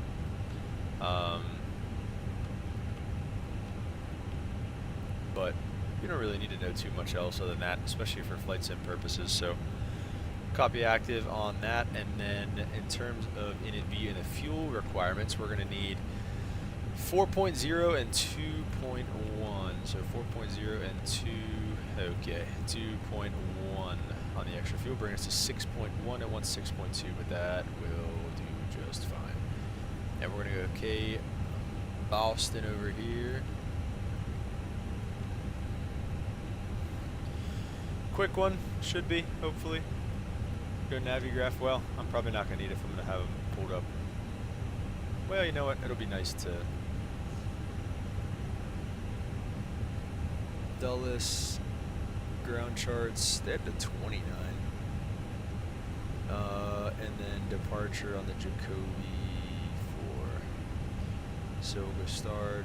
Now bring up the airport chart just to have it. Runway 30, shouldn't be too, that's going to be an easy taxi, so we should be good there.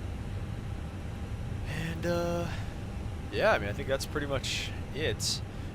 Beacon stayed on the whole time, APU's on, seatbelt signs are on, so we're pretty much ready to rock and roll. Let's go ahead and get the guy out here for pushback, and we'll go straight back.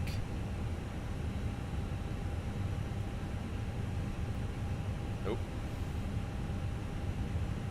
Straight back, try to get that nose wheel on it, and enter. Request. Cockpit to ground. Yeah, get rid of that. This is ground. Stand by.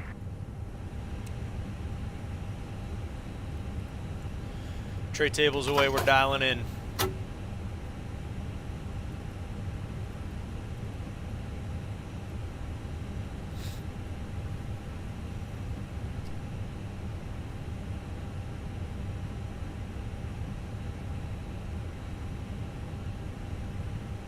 Any day now.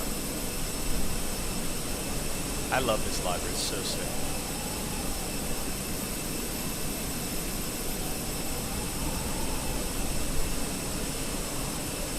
Okay, sir. The bypass pin is installed. All doors and hatches closed and all ground equipment is removed. The parking brakes are set. You may lift. Parking brake set. Lifting the aircraft.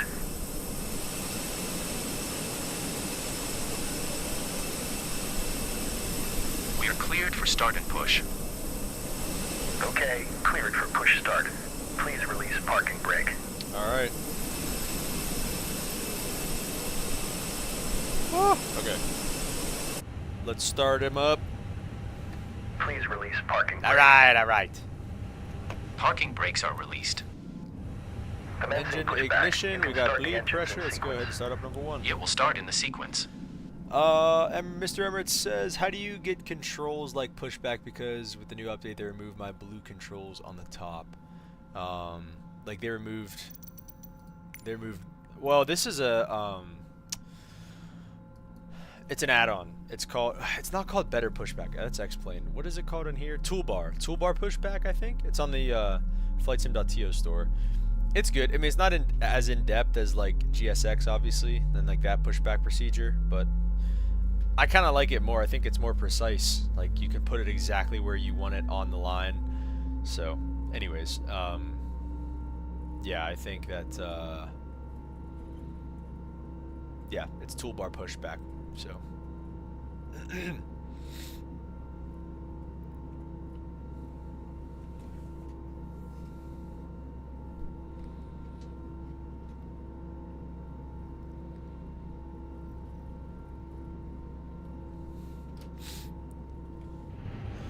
How we doing? Available. Let's go to start up engine number 2. Let's listen for that PTU back here. I might have been yapping. I don't know if you guys heard it, but.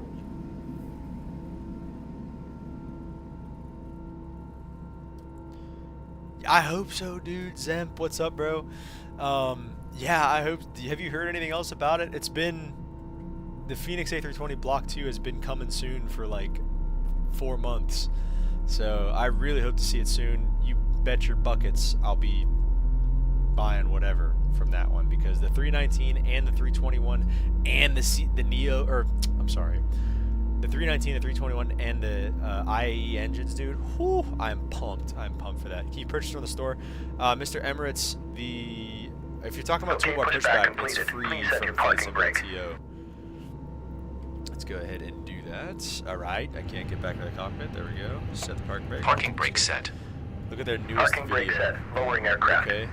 I didn't know. We'll do that whenever we get up to cruise. How about that? We'll look at it together. Ground. Startup is complete. All right, 2 good You may engine starts. disconnect. Bang, bang. Flap Roger. 1, Good not engine flaps start. 3 Clear this to time. disconnect. So that's See nice. you at the side. We're down Have a good flight. 0.3 on the trim. Holding While we position, have waiting our- for the while we visual. have it up, Thank we you might and as well do goodbye. A little right, left, full up, full down, 0.3, full right rudder, full left rudder. Flight controls are checked. Auto brake max 3000 set there. APU's coming down, and taxi light coming on, and we are on VATSIM. United 641. If anybody's following along, going to runway 30. So we're gonna make a left turn on out of here. Let's take a look. We'll bring it up. So we're gonna go. Okay, maybe not. Dude, is this that big of like a frames hog? Freaking Navigraph charts. Oh wait, no, it's just not letting me zoom in for some reason. Okay, there we go. Yeah, we're gonna make a left turn on this Delta line here, and probably go Echo all the way down. So that's what we're gonna be doing. And let's get on 122.8 real quick. I was not on that, so. And we'll release parking brake, set that neutral.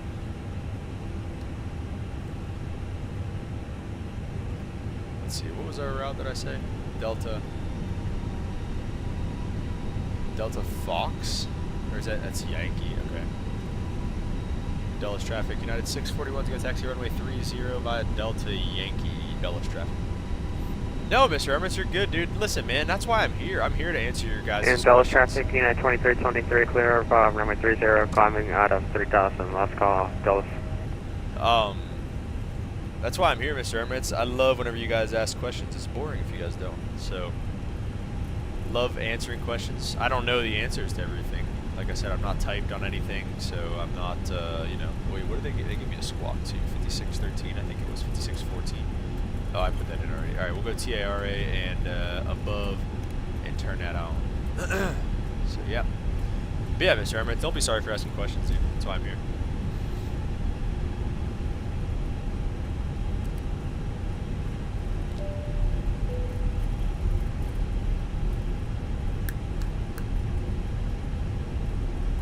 Might step over to that Delta line. Over there.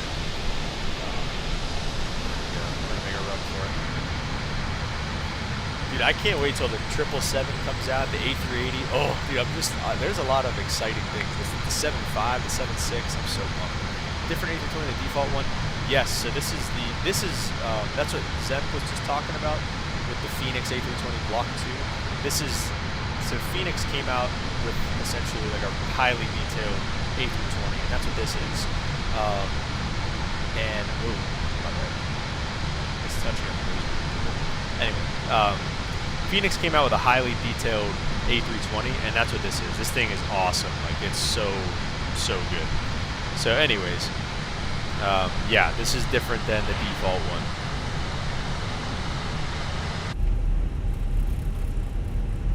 Predicted wind shear. That's right, that's what I wanted to do too. Bang. Bang, bang. Oh, bang, and then VOR.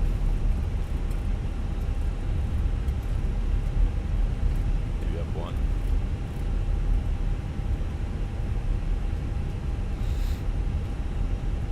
I don't think there's anybody here anymore. There were like 4 or 5 planes on the ground here a second ago. Did that take that long to get ready? Looks so different from mine. Yeah, well, the airport is because it's a scenery.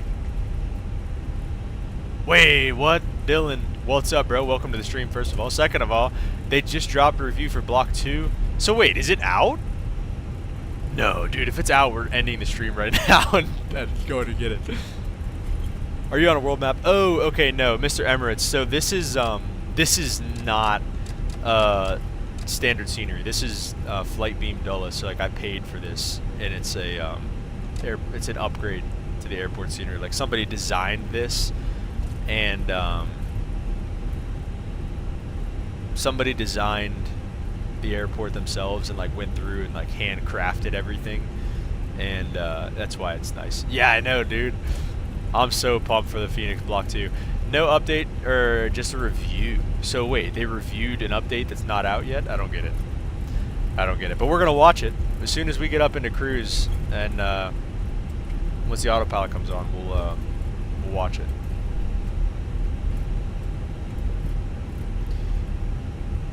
IAE's coming soon. So wait, is it just the IAEs, like, or is it gonna be the 319 and the 321 as well? I don't know. I guess I'm asking questions that will be answered shortly.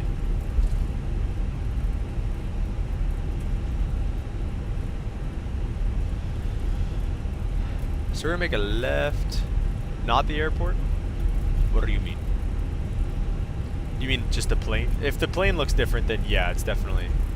Oh, no way, dude. Just in general, like everything. Dylan says, flying to your home airport, live an hour away. It's quite snowy right now, but the snowing just stopped. Okay, good. We'll hold it off for us as we head up there. I've never flown out of Boston, but we've been up there. It's beautiful. Good place, good place.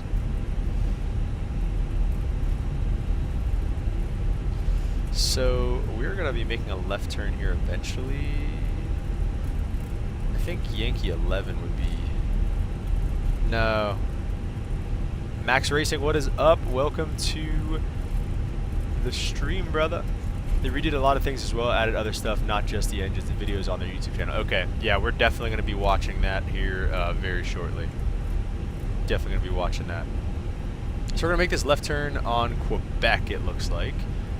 No need to make any calls or anything like that. Actually, no, we're not. We're going to take an intersection departure because we... are doing toga takeoff. So alright, strobes are coming on, lights are on, takeoff no blue. We're gonna try to get an outside view set up. hopefully you guys can hear the engines ripping and roaring.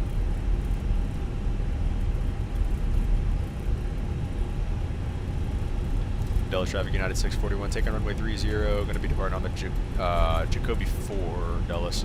Alright, speaking of, let's bring up that chart.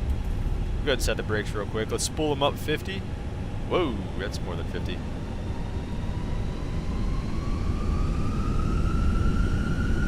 Alright, Toga.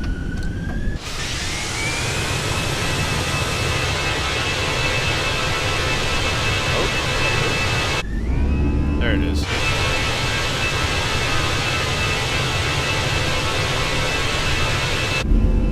Can't be out there for too long because it drifts off the runway. But anyways, 80 knots.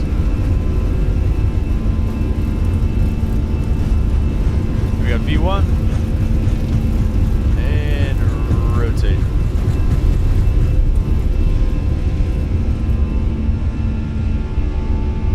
Positive rate climb, gears coming up. Looking good out here out of Dallas tonight. Alright, we're flashing.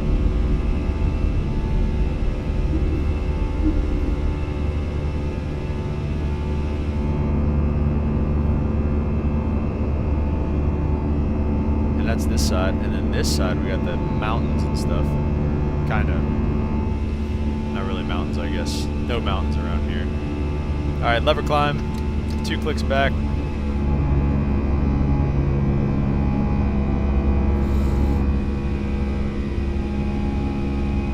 And we'll go flaps clean, and we'll say they gave us up to flight level 370. Gust climb, open climb. And let's go direct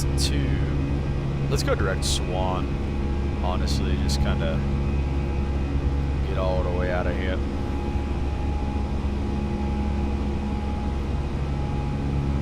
Sorry guys, I'll go back and I'll read everything here in a second.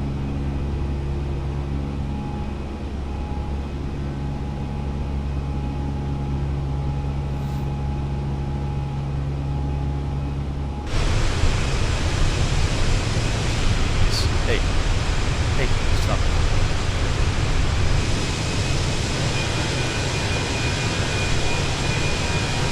Yeah, Mr. Emirates, you don't get that in X-Plane. You don't get these type of views there.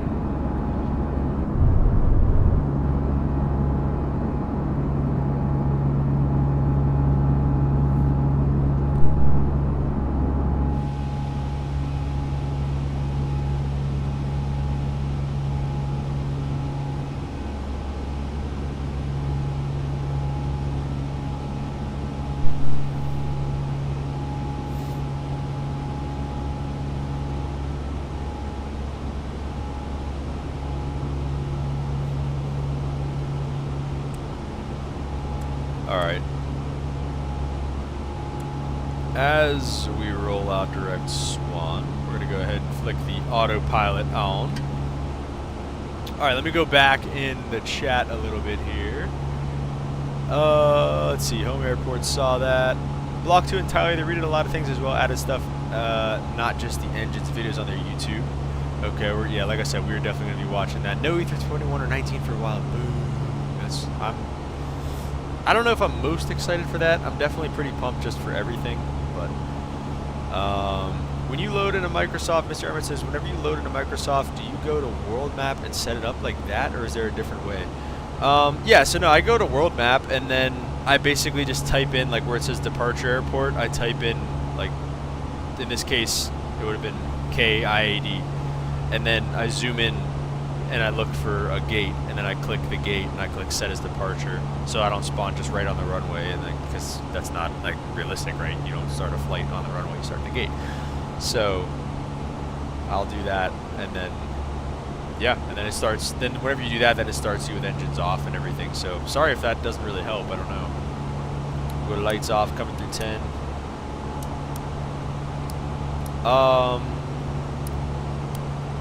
Let me see.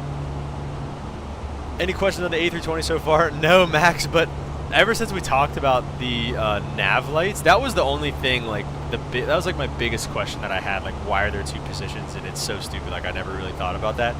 But but ever since ever since we talked about that, like I looked at it, and I mean, look at that. You can see both of them in there.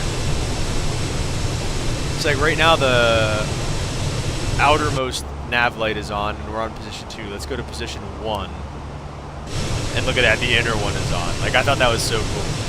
So yeah, figured that out, and I saw that it was like that. The Embraers have 2 nav lights as well, so I saw that.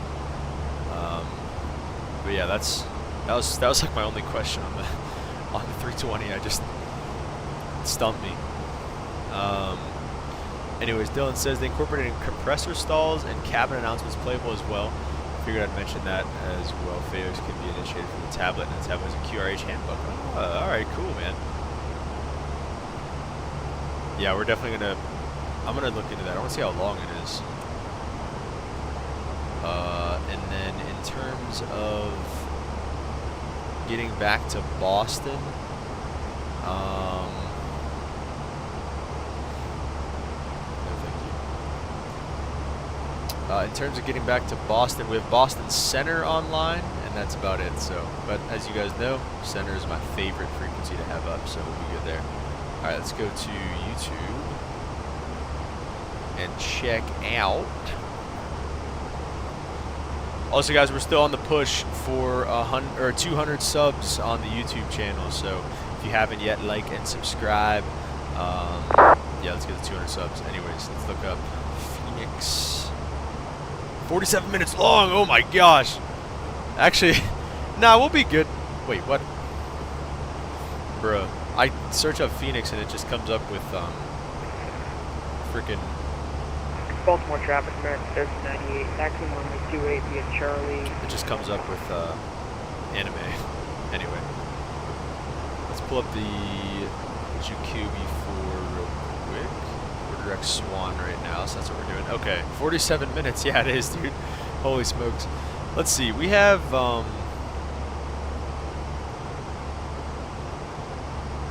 we have 200 miles to go to the top of descent. It'll be close. It'll be close. We'll might as well just start watching it and see what happens.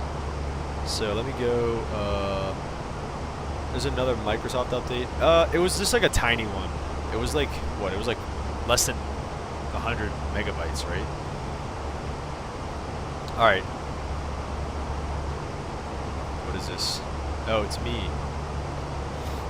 Okay. I think it's on the Discord as well. Okay. All right, we're gonna watch it on here. I don't want YouTube TV. Stop asking me. Let's go. Can I go down? Baltimore traffic, Southwest 456, short final 33 miles. Alright, let me know. Do we need to listen to anything? Did they talk or is it just music? Ladies and gentlemen, welcome aboard our KBOS A320. Please pay attention to illuminated signs. Why is it like German? Instructions, including the following safety procedures. The safety card found in your seat pocket contains important information about exit routes, oxygen masks, life jackets, and the brace position, which you must adopt if you hear brace, brace. There are 8 emergency exits on this aircraft. Is that an IE engine right there? Cabin crew are now pointing out the exits nearest to you. Let me Please see. be aware that your nearest usable exit may be behind you. Emergency lighting will guide you to an exit. In an emergency, standard. leave all baggage on board. Your seatbelt is fastened, adjusted, and released as shown. No. It must be fastened whenever the seatbelt. I don't think that's not an IE We engine. recommend that you keep it fastened. It wouldn't make any sense though for them to Air supply do fails. a video showcasing this and it not be the IE engine. It is? Okay. Pull a mask towards you to start the oxygen. It wouldn't make sense for it to not be, but Hold the oxygen tank.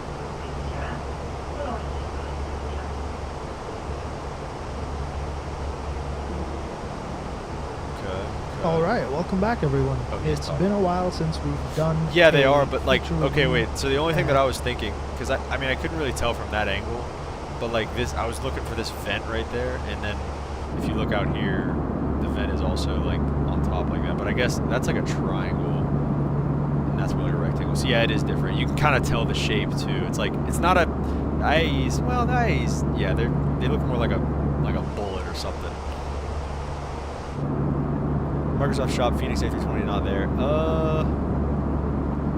It might not be. You might have to go.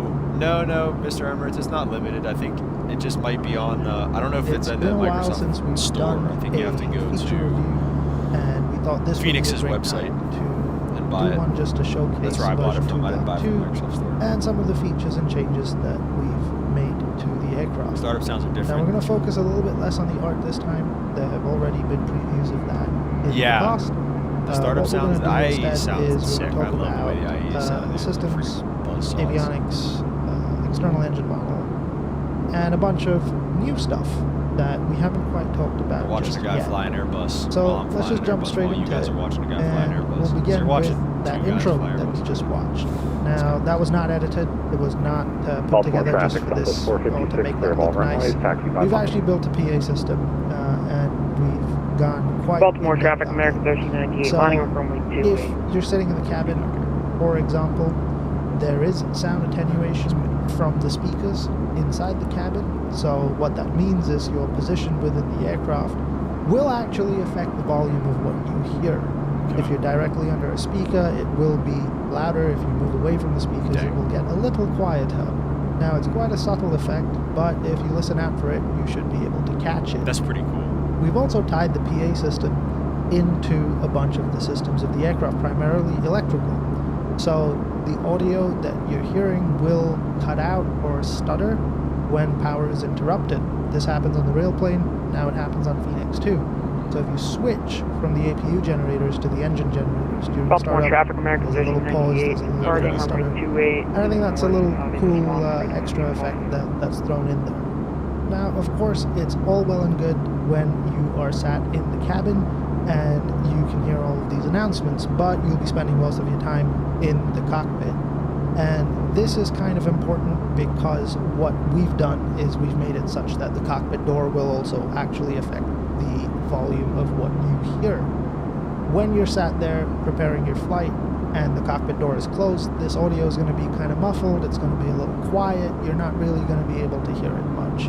If you open the cockpit door, however, of course, the audio will come flooding into the cockpit and you'll be able to hear all the things that are going on in the background. Now, if you prefer to keep the cockpit door closed, but you do want to hear some of what is going on, you can use the ACP PA receive knob. So that's been built in as well with adjustable volume, so you can kind of set it how you like it. That's cool. There's a bit of randomness in the announcement timings as well. So not everything will play at the same moment for every single flight that you do. Just a little bit of an extra factor to kind of simulate the cabin crew going about their jobs at different times. All of this stuff is completely community modifiable. So you can go out and build your own sound pack. You can add it to the aircraft and it will play whatever it is you want. More importantly, this stuff is selectable on a livery basis. So you can build a sound pack for EasyJet and you can have it play when you select an EasyJet livery. This is based around the ATC airline or ICAO airline in the aircraft.cfg of the livery, and this means that you can have dozens of sound packs installed for dozens of different liveries all at the same time, and it should all just work relatively seamlessly. You guys are brainiacs. The final little bit to cover here is that there's synchronization built in with the ECAM as well. So we've tried to give you as many options as possible for all the various airline SOPs that exist and also the various airline options. This is kind of specific to the cabin ready memo that you get on the ECAM. Some airlines, the ECAM is dynamic, so the cabin crew presses a button and you get a notification on the ECAM that goes from cabin check to cabin ready, or whatever it may be. Some airlines have an ECAM which will notify you when the cabin is ready. Others will have a reminder instead, so you get a call from the cabin crew when they're ready to go. Both options are now available to you, but there is also a third option where you can have cabin ready on the ECAM and a call from the crew. So you can match this to whatever airline it is that you are simulating. Dang. Of course, this entire system is fully automatic, so you don't really have to do anything for it. It will just be going on in the background, and if you don't want it at all, you can just switch it off. Now, what's cool is that this is going to work in conjunction with our new full GSX integration.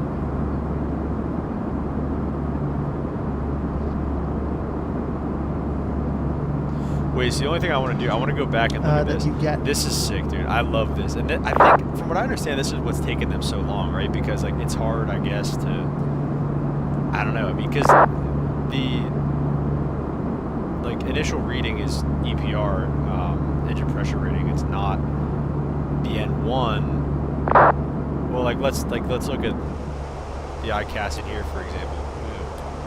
Like, N1 obviously is on top in here, and then you have your N2 and your fuel flow and everything like that.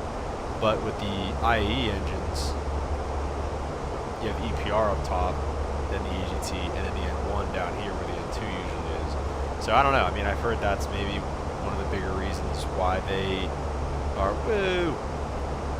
Maybe that's one of the bigger reasons why things are taking so long, but I don't know.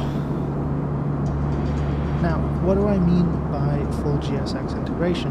Oh, look at that IE. It everything looks so should sick. be covered from start to finish when it comes to turnarounds Ready to and just blow whatnot. those So people you away. have progressive refueling, which will occur automatically based on the uplink that you have from the EFB. There is automatic boarding, so after refueling, boarding will begin. We've also given you some options here with how you'd like to do it. Some airlines will let you refuel while passengers are boarding, and others will not. The announcement system is also tied into this, which means that you can have different announcements for when you have people boarding, but refueling is going on, in which they will say, leave your seatbelts unfastened. Whereas in other airlines, where you're not permitted to board people while you're refueling the aircraft, you will just get the normal boarding music and announcements. I don't know if any U.S. You airlines also have are allowed to do automatic that. pushback, Obviously, correct me if I'm wrong, when but you set the parking I don't brake know of and the any off beacon the top light of is my head turned that on, the GPU will be disconnected, chocks removed, and pushback requested from GSX. You will be prompted for the pushback direction, because we can't really detect where you want to go, but this is about as good as we could get it. When you're done with your flight and you arrive onto stand with the parking brake set and the beacon light turned off, the GPU and chocks will be connected and deboarding will automatically begin. Of course, all the doors for passenger and cargo are opened and closed automatically. You shouldn't need to manually control these. And we will continue to look to make improvements in this area in the future with more interaction between the aircraft's ACARs and the various ground services. But for now, everything should be handled for you if you're using GSX automatically and in conjunction with the PA system.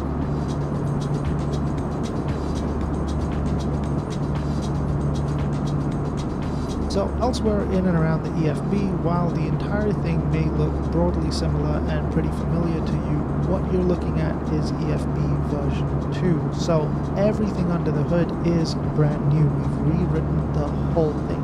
And along with it, you're going to get some improvements to your quality of life, along with a bunch of new features, additions, and the usual tinkering that we like to do.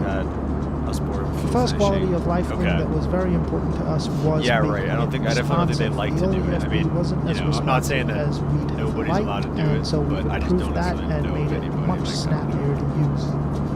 It's also not just snappy, but there's also persistence within the apps. So when you switch from one app to the other, it will remember where you were and take you back there when you next open the app. Now, a small quality of life thing that we've also added is everything was opening and closing so much quicker. Like, whenever you do it on here, it like takes you back to the home screen and it opens the app and then there's a loading screen. But like whenever he was doing it on here, ability for you. Look at that. Wait, look how fast. Look at Now, that. a small quality of life you back there when you next open the app. That's nice. Now, a small quality of life thing that we've also added is the ability for you to change your background.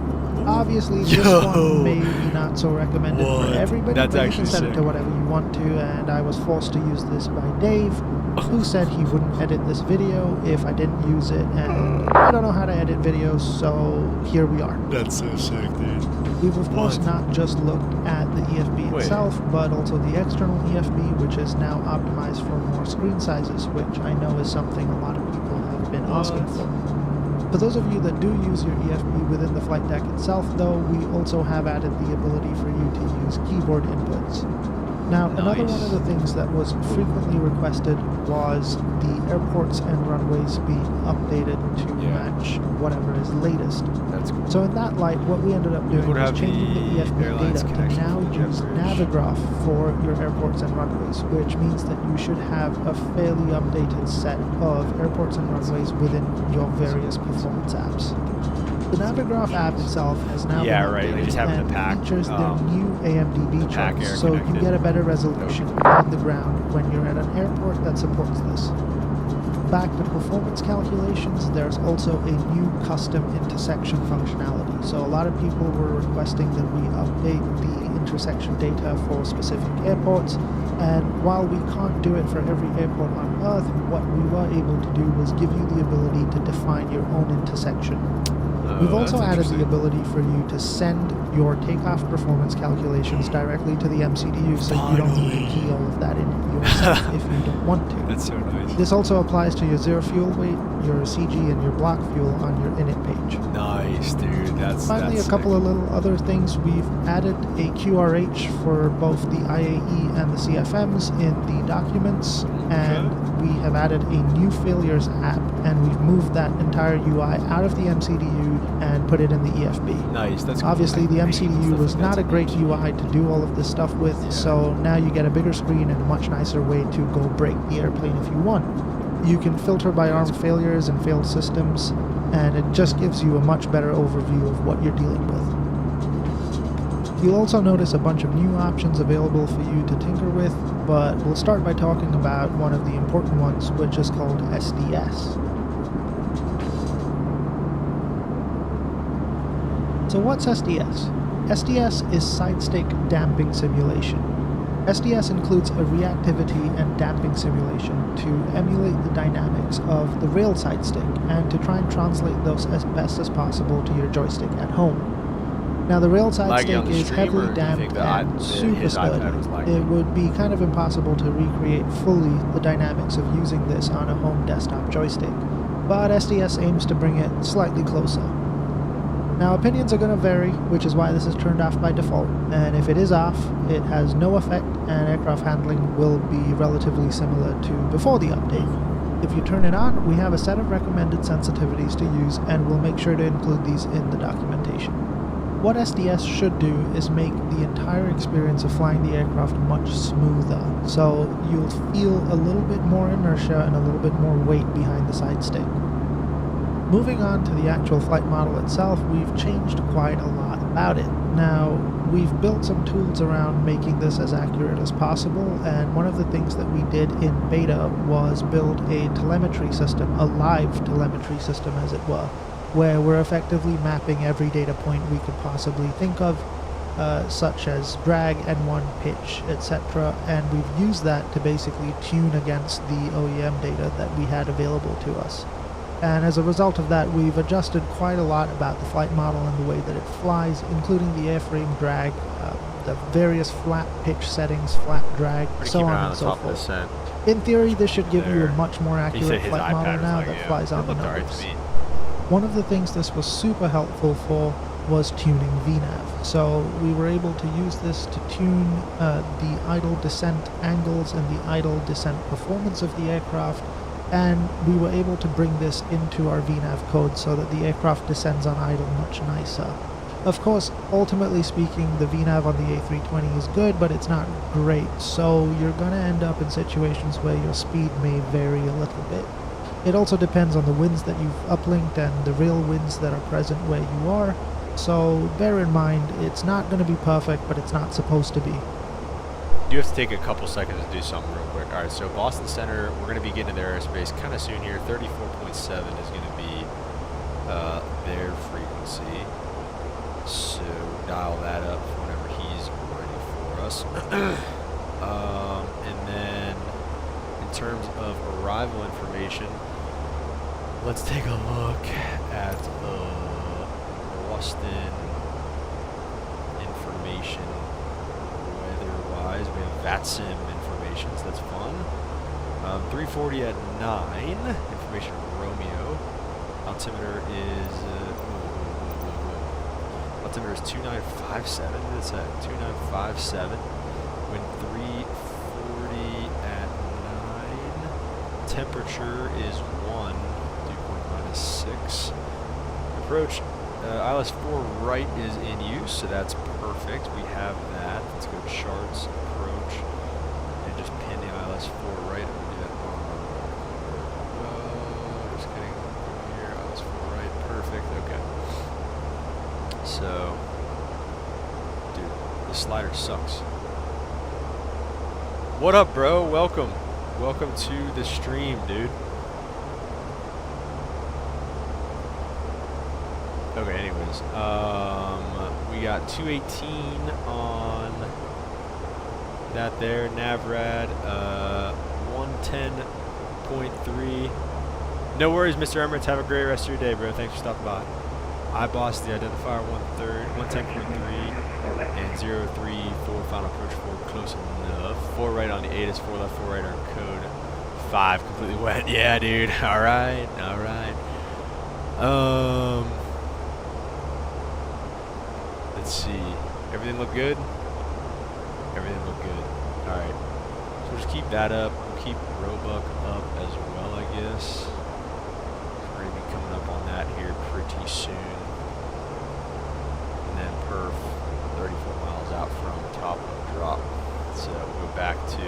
Oh no! I just closed it! Dang it! Oh man. Hang on. I'll get it back. Oh, dang it. Let's go to my history. Maybe? Where's it at? Oh wait, it's over here, right? History, there it is. And then full flight review. Supposed to be. We've also used this on deceleration points on the vertical pathing, so in theory the aircraft should be reasonably accurate with how long it needs to decelerate to a specific speed. Arrival, yeah. Again, this is not perfect on the rail thing, yeah, and right. It's not going to be perfect here either, but it is much closer than it was on the build that you're using right now. Not too shabby of an approach. One of the important things that the telemetry was used for were the flaps. So in the build that you have at the moment, or one of the older builds, the flap settings, specifically flap 3 and flap 4, would cause an incorrect pitch attitude in the aircraft. What we've done is we've used this telemetry and we've rewritten the flaps specific to drag and pitch effects, and now you have a much more accurate picture of what flap 3 and flap 4 pitch should look like. Alright, alright. One of the knock-on effects of this is flare mode. We've implemented flare mode as is on the rail aircraft, but what that meant was when you were approaching the runway with an incorrect pitch attitude as a result of the errors in flap 3 and flap 4, you weren't getting as much nose-down input as you should have. Now that the pitch attitude has been corrected, there is a difference in flare mode, but it's not anything we've done, it's just a difference in what the actual software is choosing to do. It makes it harder to float forever, and flap 3 will also have a much stronger nose-down input because your pitch angle is much higher at 50 feet. So all in, the flight model has received a lot of love. Hopefully you'll be able to see and feel the differences when you get the update by yourself, but we're pretty happy with the way that it's performing at the moment. I wonder how many times they redid that landing to get an absolute greaser like that, or is this guy just that good?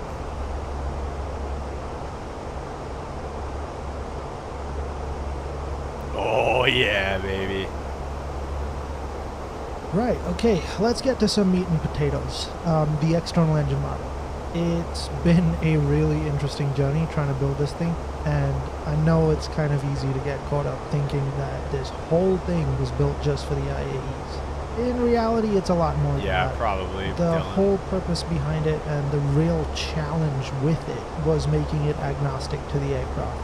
That means that we can apply this thing to any engine and any aircraft that we build down the line. In a way, I kind of look at it as both a time and resource investment in solidifying our current and future products. Now, obviously, it's... So that sounds like to me like they're saying, okay, we're going to take a little bit longer to get it out on the 320, but whenever the 319, 321, maybe even like 330 sometime down the line comes out, well, I don't think they use IAEs, they use the Trents or whatever, but whenever those planes come out, then it'll probably be a little bit of an easier transition. Alright, speaking of transition, we're starting our descent down into Boston. While we get set up here real quick, we just have to pause that video. There we go. We're going to do some traffic jump the 1961 clear for runway performance 4. here. So Boston, White, last runway call, 4 right is right there. And let's see, what's the weather saying here in Boston?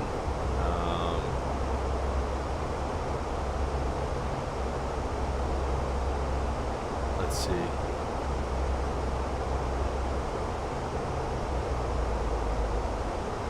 .555, yeah. What did it say? 100% wet. Okay. Great. 100% wet. So I don't know what that would translate to here. I guess maybe I'll go medium. We'll apply the METAR. 34.1, is that accurate? That was from last time. I don't think it's necessarily 32.6. 132.6. We'll do medium auto brake, max reversers, manual full, and auto throttle off as well. So that'll be our landing information. And yeah, I'll bring this back up so we can check out the roebuck as we descend on it. All kinds of restrictions and stuff, so just be careful here. Get the spoilers out a little bit for us. I might try that approach with the Block 2 update into a snowy airport. Might get some new features with the engines handling cold weather. To have it maybe not can be interesting. Yeah, it would be pretty cool. That's definitely going to be something to look out for. We'll go like half speed brakes. Looks like we need some help getting down, so we'll give it some help. Okay, let's try to keep watching until center calls us and blows everything up. Taken quite a while. This was a tough strategic call.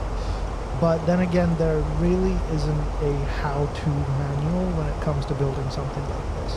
Right. It's more or less fair, just wild and uncharted territory. That's fair. I mean, there's literally no documentation and we're completely on our own. Yeah. What that effectively means is intensive R&D. How long is It's the not flight, just bro? how-to either.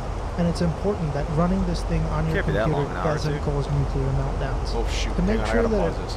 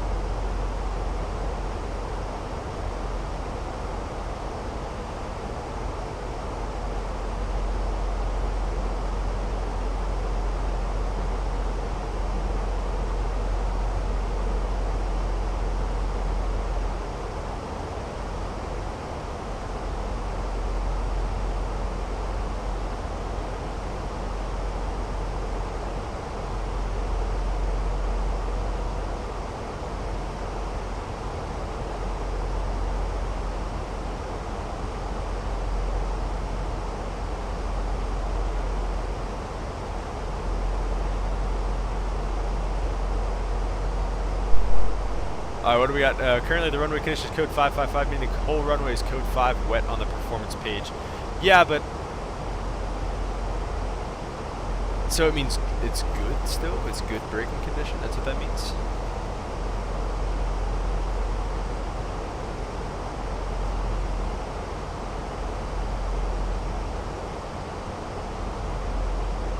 I should definitely know that, but... It ran okay. We can't fly in Design anything like and that anyway, so... redesigned the Memories infrastructure 320 to start up. Nice, dude. over. It's been a really strong test of what we're capable of doing, but now that we're at the tail end of it, I'm quite pleased at the result. I think the engines sort of feel alive. I mean, oil literally flows through the veins in the heart of the engine. Jeez. That oil carries heat as it passes 3 through, out of 6. affecting its Okay, yeah, that's viscosity. what I was thinking. And I'll change all it. of this create knock-on effects everywhere. Cold oil is thick and delivers high oil pressure with poor backflow. Once it's warmed up, though, the pressure drops a little bit and backflow improves, but more importantly, the measurable volume increases as a result. So you can do things like compare the oil between different engine operation speeds and see that it yields different results. You might even see it fluctuate during the course of a flight. We did actually compare tech logs from the real aircraft against the external engine model to see how it was doing, and it was surprisingly close. The entire system breathes with the airplane, and it's really, really cool to see. It's not just stuff going on inside the engine either. Let me see. Region 153, the airport, actually tell you what, turn. It is why we're here after all. Heading 040. When you roll out airport we at your about 9 o'clock. So,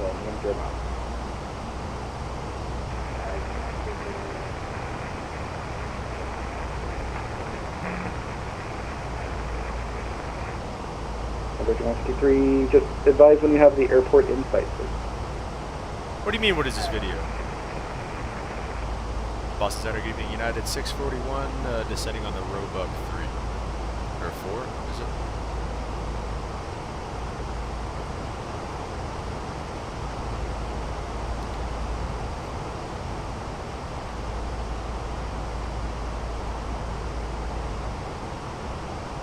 Yeah, 641. Roger, radar contact 5 miles northeast of the Spec intersection. Descend by the Roebuck 3, arrival runway 4 right, Boston altimeter 2957. Alright, position checks. We'll descend by the Roebuck 3, 4 right, and 2957 on the altimeter for United 641. That was on screen. So 1223 at Koshi, cleared ILS runway 4 right approach. That's the 210 knots. the next, the Phoenix, the plane we're flying right now. Oh, you wouldn't understand, bro. You're playing, bro, you're playing on, 7,000. That came through broken standby. Playing on Xbox, so you don't understand. But the Phoenix is like the PMDG of the Airbus, and they're coming out with the Block 2 updates, so they're coming out with the IAE engines. So, yeah. Compressor stall, that's kind of weird. So wait, alright, let's finish the IAE section. You'll actually be outside this guy's yapping. And perhaps this is slightly scary, but they also respond to being mishandled. They have quirks and limitations that you do best to familiarize yourself with, knowing that if you don't, you're probably going to end up in a nasty situation. You can damage an engine by letting the compressor stall repeatedly without pulling the power, reducing your net thrust. Eventually, the engine's going to flame out, and depending on how abused it is, it may not want to start again. Go far enough trying to break the thing with fire and heat, and you can actually pour lock it. We built all of this from 158,137 data points per engine variant. Funnily enough, that kind of sort of works out to around 320,000 data points across both models, and very importantly, these are actually from live service engines, so it's not just book figures. 3,190 There you go. Bro, that Dylan gave you a better description than I did. Brand new engine. This data and the infrastructure behind it allowed us to achieve Set 5,000 far surpasses what we're able to do with the native platform. It's not all about the data points, but also to maintain 5,000 per higher, 1220. And above all, the simulation and tuning variables that we account for. Like I said before, building the infrastructure for this was a mammoth task, as was making it performant.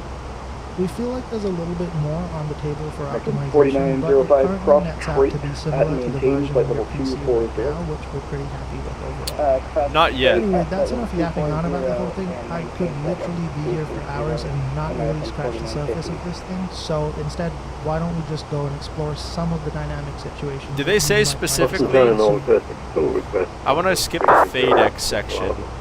I want to look at the compressor What was the stall, request?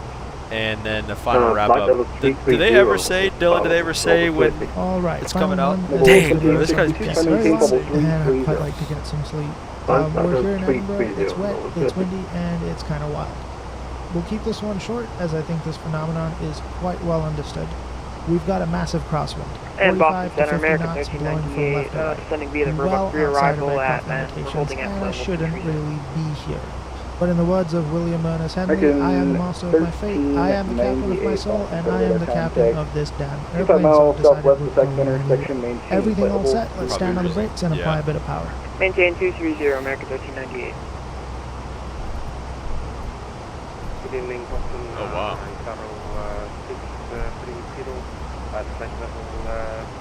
Yeah, that sounded kind of expensive, and it also probably scared the life out of most people in the back. What you saw there was a compressor stall. Same exact logic as icing when it comes to why it occurred on engine 1 and not engine 2. 30 because about engine Center 1 Hill. is I the didn't one realize you were that connecting had there, but the that's time. fine. You're actually outside Engine 2 is my nicely shielded by the fuselage. So you can just remain on the side. Now, compressor stall is not super common Curiosity unless there, you make us really create the use the update. engine Command, and take the really sorry aircraft. for you. Way Yeah, past stop its asking limits, us. both crosswind Yeah, and true. tailwind. The attention would kind of die You off see, him, I've but had we've to been add craving the crazy update for wings here to incite you. months. It's actually 18 relatively Boston rare, Center and if you're Squawk sticking to the 1, aircraft's 4, crosswind 3, limits, 4. you're probably never going to see one unless you've damaged the engine prior and it's already claiming to life. Why does this actually happen though?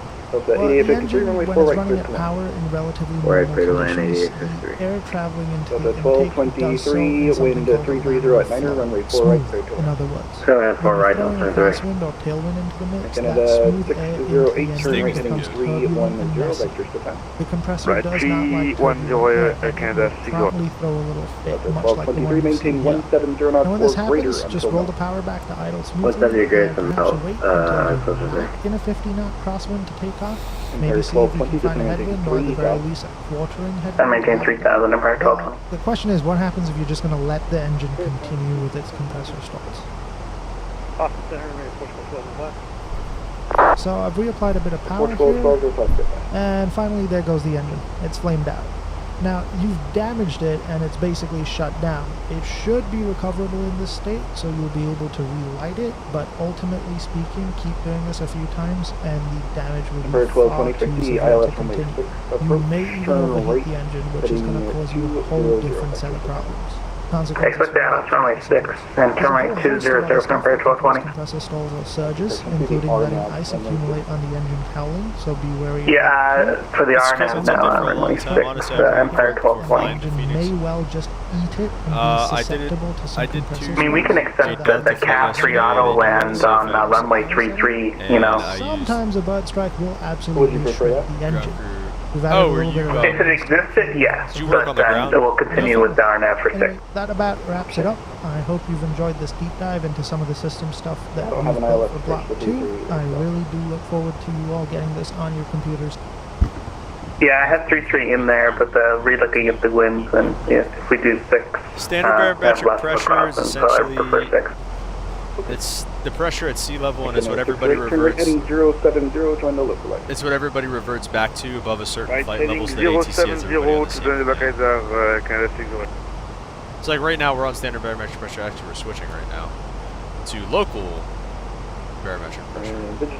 One Charlie Victor, just want to make sure that your own navigation. You can turn if you need it. Look at your phone. Super low. Yep, we're on our own navigation. We're just flying around Burlington, Vision Jet 1 Charlie Victor. Okay, not a problem. Did you want radar services, or do you want to sleep? I use on JetBlue when they push back next to us. Negative. We'll be back landing in Burlington. Looks better as an here shortly. engine. Yeah, I agree. Is that negative? You want to leave the frequency or not? I don't know. I think the IAs. I'll stay I with kind of you, thought so at first too. Like I didn't think they looked as good, but Okay, not a problem. I've come to really like the way the Canada IAs 6 look. right, 2 miles from Napa, maintain 3,000 till I don't established on the know what- localizer cleared. I left from Maybe initial. Actually, I don't Maintain know. 3000 KIS, level 4 right, Canada 608. I think it's 10. I think it's 10:13. Yeah, 10:13. It's not. Still to 8853, cross runway 15 right, taxi the rest No, by you don't sound stupid, Bravo Echo. Cross 15 right, Bravo echoes the ramp. Not at all. Okay, no, 608, wind 330 at 9er, runway 4 right, cleared to wind. Full right, get it in there, Canada 601.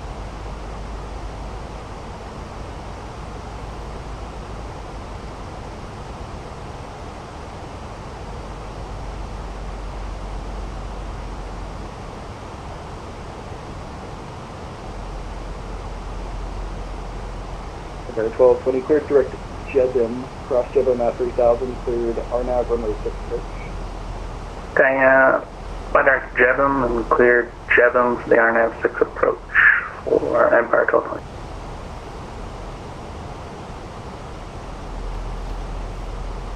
Yeah, exactly. Dylan, are you in flight school or anything? Like, what's your aviation background? Dang, bro, these clouds are looking ominous.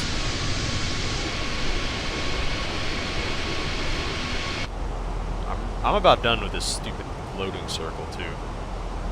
Oh, we had the engine anti-eyes on the whole time. We're about to start needing it again, so... 18, I don't think I gave it to you, but your radar contact 14 miles northeast of the Bangor VOR.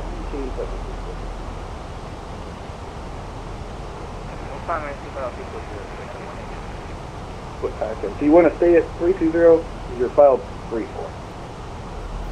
Flight sims 2 or 10, nice. Do you work at an airport? Yeah, that's why I changed that. I mean, I don't mind staying at 320.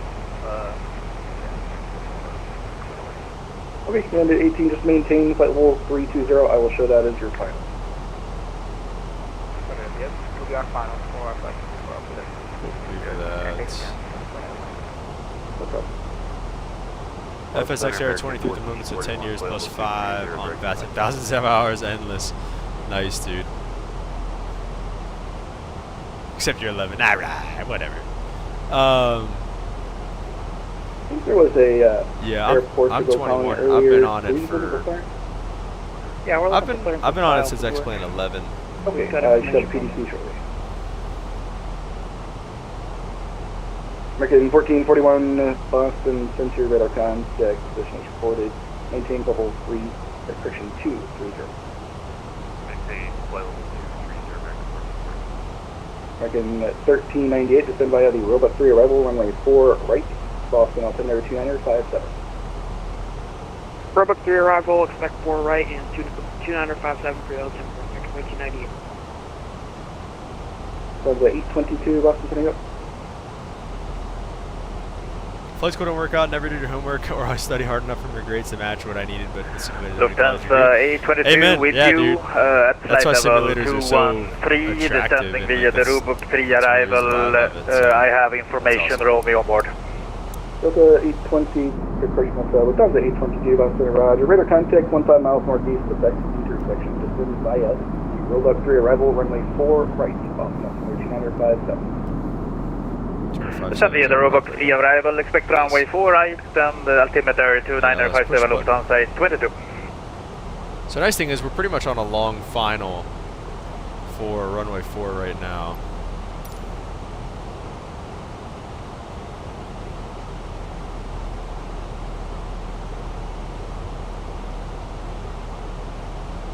Okay.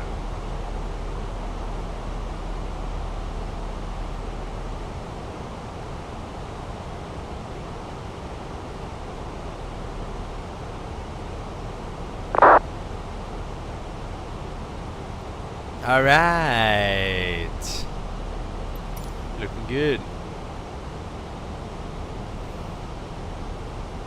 Level 2862, leaving my airspace. Moncton centers offline. Radar service terminated. Frequency change. Let's see. Thanks for the The service. initial approach fix is Goshi at What's that 190 Boston 6,000. Center? How do you read?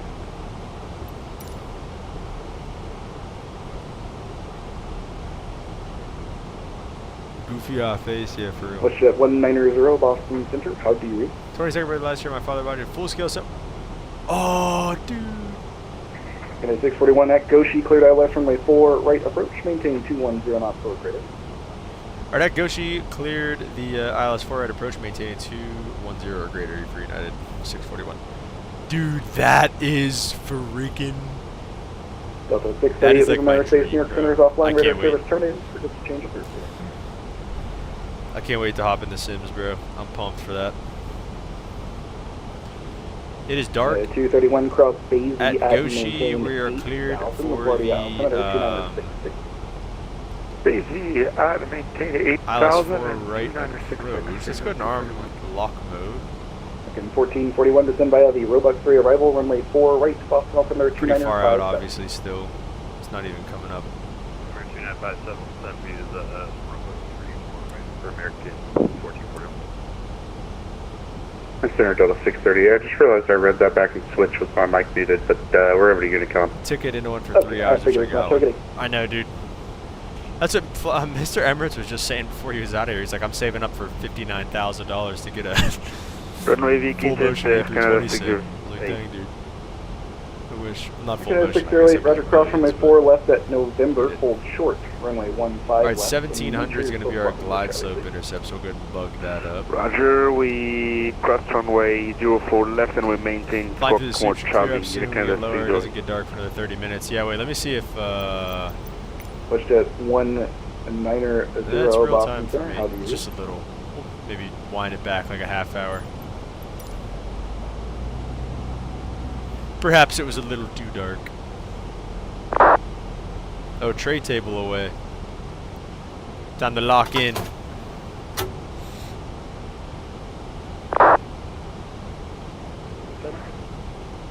Yeah, you're right. It's still pretty light here. Aircraft call, you were cut off, second. I'm on the East Coast as well, Dylan, so I should know. Alright, we're gonna maintain 210 or greater. So we'll go 220 for now, flap 1. And we'll take a 641, look. maintain 170 knots until nope. Was that for United 641? Affirmative, 170 knots until nope. Alright, 170 till Milt for United 641. Alright, dropping it back to 170 then. And I just want to make sure approach mode is armed. And we'll get that second flap out here in just a moment. Arm the speed brake. If not, start using it already. Lock mode is captured. Let's go ahead and arm the approach mode and the second autopilot. Taking off. Good luck, bro. Have a safe flight. Safe travels. Oh, this is beautiful down here. Sheesh.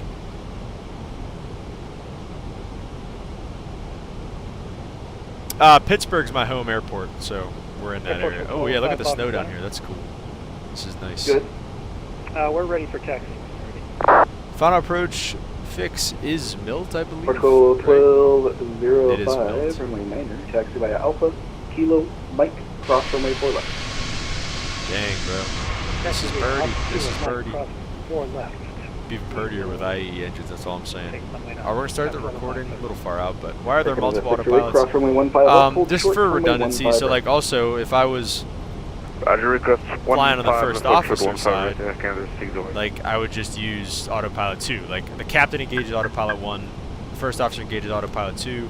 Whenever you're on an approach, I believe, correct me if I'm wrong, but you arm them both just in case one fails. It's called coupled autopilot. That's essentially, that's how I understand it. 251 Charlie Victor's approximately 17 miles. Let's go ahead and get that second flap, help it slow down to 170. And we'll wait for the gear so we're a couple miles outside of Milt. Jet 1 Charlie Victor. Watch that traffic in front of the ICAS. Yeah, I think that's why you had me slow down to 170 knots. They're out there. Let's see, where are they heading? They're coming here. I think he gave them the 4 right as well, so yeah, we might be 641, reduce to your final approach speed. our final approach will be 641. Yeah. Just so you know, I got traffic ahead of you that's deviating from the localizer. I'm not sure what he's going to do, so I'm just going to keep you behind him while he explodes as much as you can. Roger, yeah, we have them in sight, 641. Okay, that helps. Just maintain visual separation of traffic. I will maintain the visual of 641. I did not mean to disarm the autopilot, I'm not gonna lie. Do we still have everything good to go? Okay, yeah. So we're just kind of throwing out, we went gear down and got fully configured early here. We're flaps 3, let's go flaps full now. put the speed brake out to help us get down. So Holding point runway so we wouldn't miss that. Let's see. Right, I can have 608. How far? I can have 608, Roger. Where are you parking? Whoa, baby. Maybe Where we'll is ask for a taken? side step. Yeah, maybe 4 Where are left. you parking? Where did he? I think did he disconnect? Uh, Let me switch this to the terminal Echo. I can have 608, Roger. Cross runway might have 15 right, disconnected. taxi to the left via Bravo. No, it says he's still there. Roger, taxi via Bravo and Canada. There he is. It looks like he's on 4 left. I mean, he said he. 20 sharp final. Fire 1220, runway 6 clear to land. 2,500. He said he 26 clear deviated land at fire 1220. from the localizer, so it looks like he's on 4 left. Yeah, And I can signal is the Stand Charlie 18 is available. Zero, copy the winds there for... We have glide slope capture. Let's go ahead and set our misapproach altitude That of traffic signal back to 3,000. runway 4 right clear to land in 2309. Alright, 4 right clear to land, United 641. Dude vanished. No, he's still out there. I just can't see him on the oh, now he's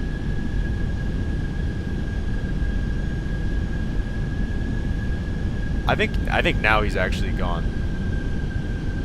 231 leaving my airspace. Yeah. Approach is offline. Radar Yeah, service now he's 10 minutes. gone. So now we're good to go. Switch your gear across to 31. Have a good night. Approach to 1205, holding short. No worries. Protocol 1205, wind 0, correction 340 at Niner. Traffic on a 6-mile final for the crossing runway 90. Boston Center, FedEx 7996. Dude, why did you just step on him like that? Airport 12, that's going to hold. We didn't hear what you said in the last part there. The traffic's on a 6-mile Right now final there's for the a crossing FedEx runway. 787 on the ground in Boston. Okay, traffic on the 6 miles. Alright, let's go ahead and disconnect the autopilot now for real.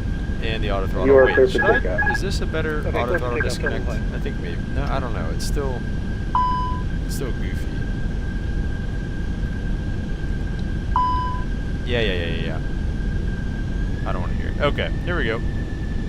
Throttles are mine, airplane's mine. Let me know what the landing rate is if you guys can see Quick it. check. Probably going to get pretty laggy coming into here if I had to guess. Loud and clear. Fair enough. Landing no blue, clear to land 4 right.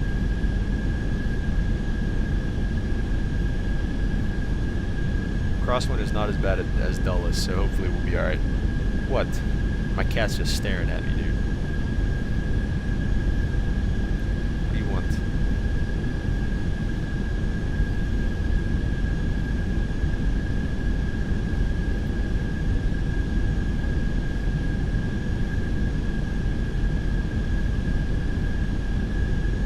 Yeah, 641, when able, contact Boston Tower 128.8 there where you cleared to land.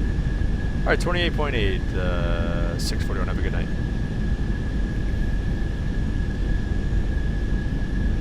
Boston Tower, good evening, United 641, ILS 4 right.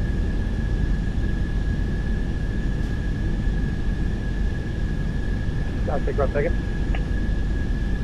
United 641's on the ILS 4 right. 1,000. 641, Boston Tower, good evening, on 4 right. 4 right, clear to land, United 641. Alright. Flight idea, JFK to Sao Paulo in the A330 Neo. Yeah, man, I'll definitely do that. That's probably going to be an offliner. We'll see. I'm trying to get a good long haul to do, but we'll see. But I'll definitely be down to do that offline. We'll be back in 2 minutes.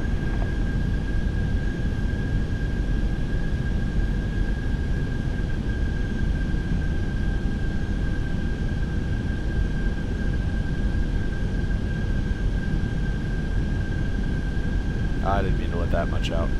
500.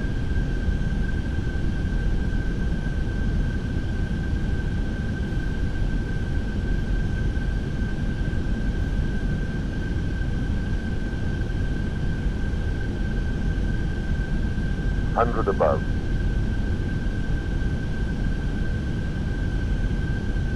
200. Minimum. Continue. 100. Flight slope. Yeah. Flight 50. slope. 40. 30. 20. Retard. Oh. Alright, reversers are out. Speed brakes. Almost 200 subs. I'll check it out here after we roll out. Air reversers away. And man brakes.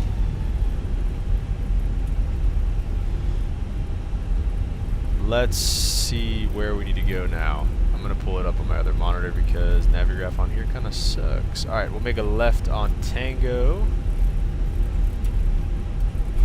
and we'll get the APU kicking. Anti-ice can come off. 3, 2, 1.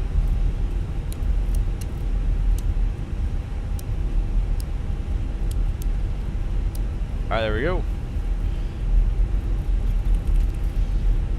0. Oh well. No, I must have just greased it. I don't know. No, I'm kidding. It hasn't really been 641 working. ready check?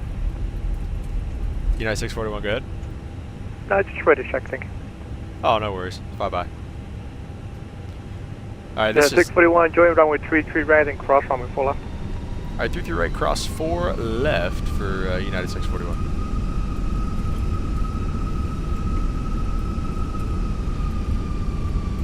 We'll just flick the strobes on.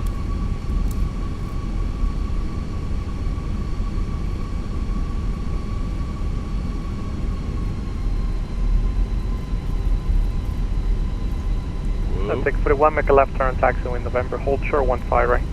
Alright, left turn on November, hold short 15 right for United 641.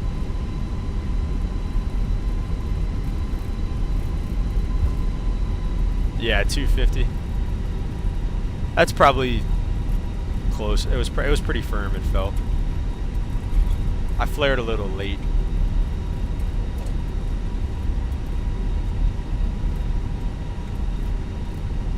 Taking this turn at like 20 knots too, we gotta chill. I'll go strobes off now. And we're holding short of 15 right.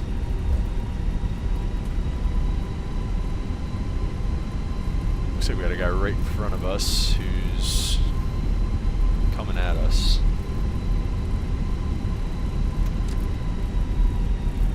FedEx 80.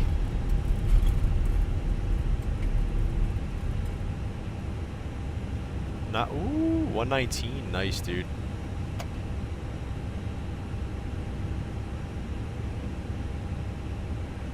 Oh, there he goes, he's disconnecting. Boston Tower, American 1398, we're established on the glide slope and mobilizer for 4 left right. American 1398, Boston Tower, good evening. The wind is 340 at 9 hour, runway 4 right, clear land. 4 right, clear land, American 1398. Tower United 641, holding short 15 right. 641, cross 15 right, Alpha to the gate.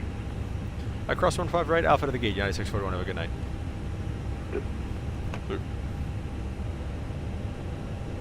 If then we'll get that strobe back on, maybe get a dome light here. Nah, it kills the vibe.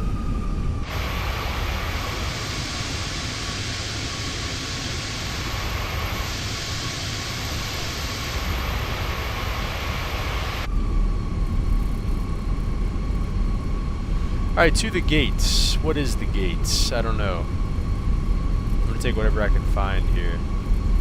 Oh, there's gates right in front of us. I think. I don't have a line. That's close enough. I'm gonna leave the light on because I'm like not gonna be able to see otherwise.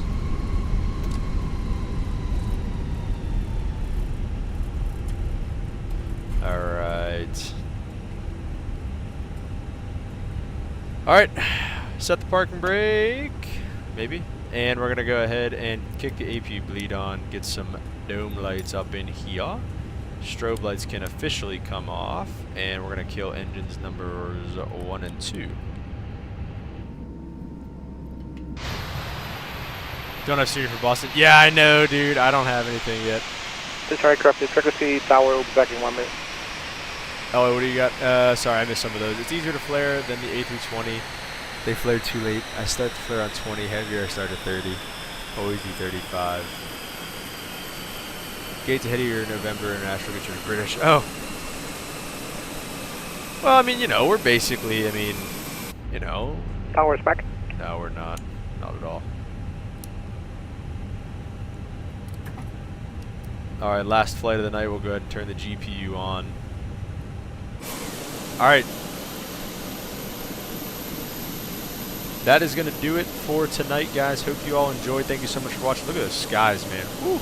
I'm going to check out that 330 that I was talking about. Turn off the taxi lights. I know, dude. Blind to those guys. Well, they didn't paint any lines for me, so they deserved it. But anyways, yeah, I hope you guys enjoyed the flight tonight. I had a lot of fun. Thank you guys. Dylan, it was a pleasure. And bro, as always, obviously. And thank you guys, everybody else who tuned in and chatted for a little while. Bro knows it's a thing we do around here.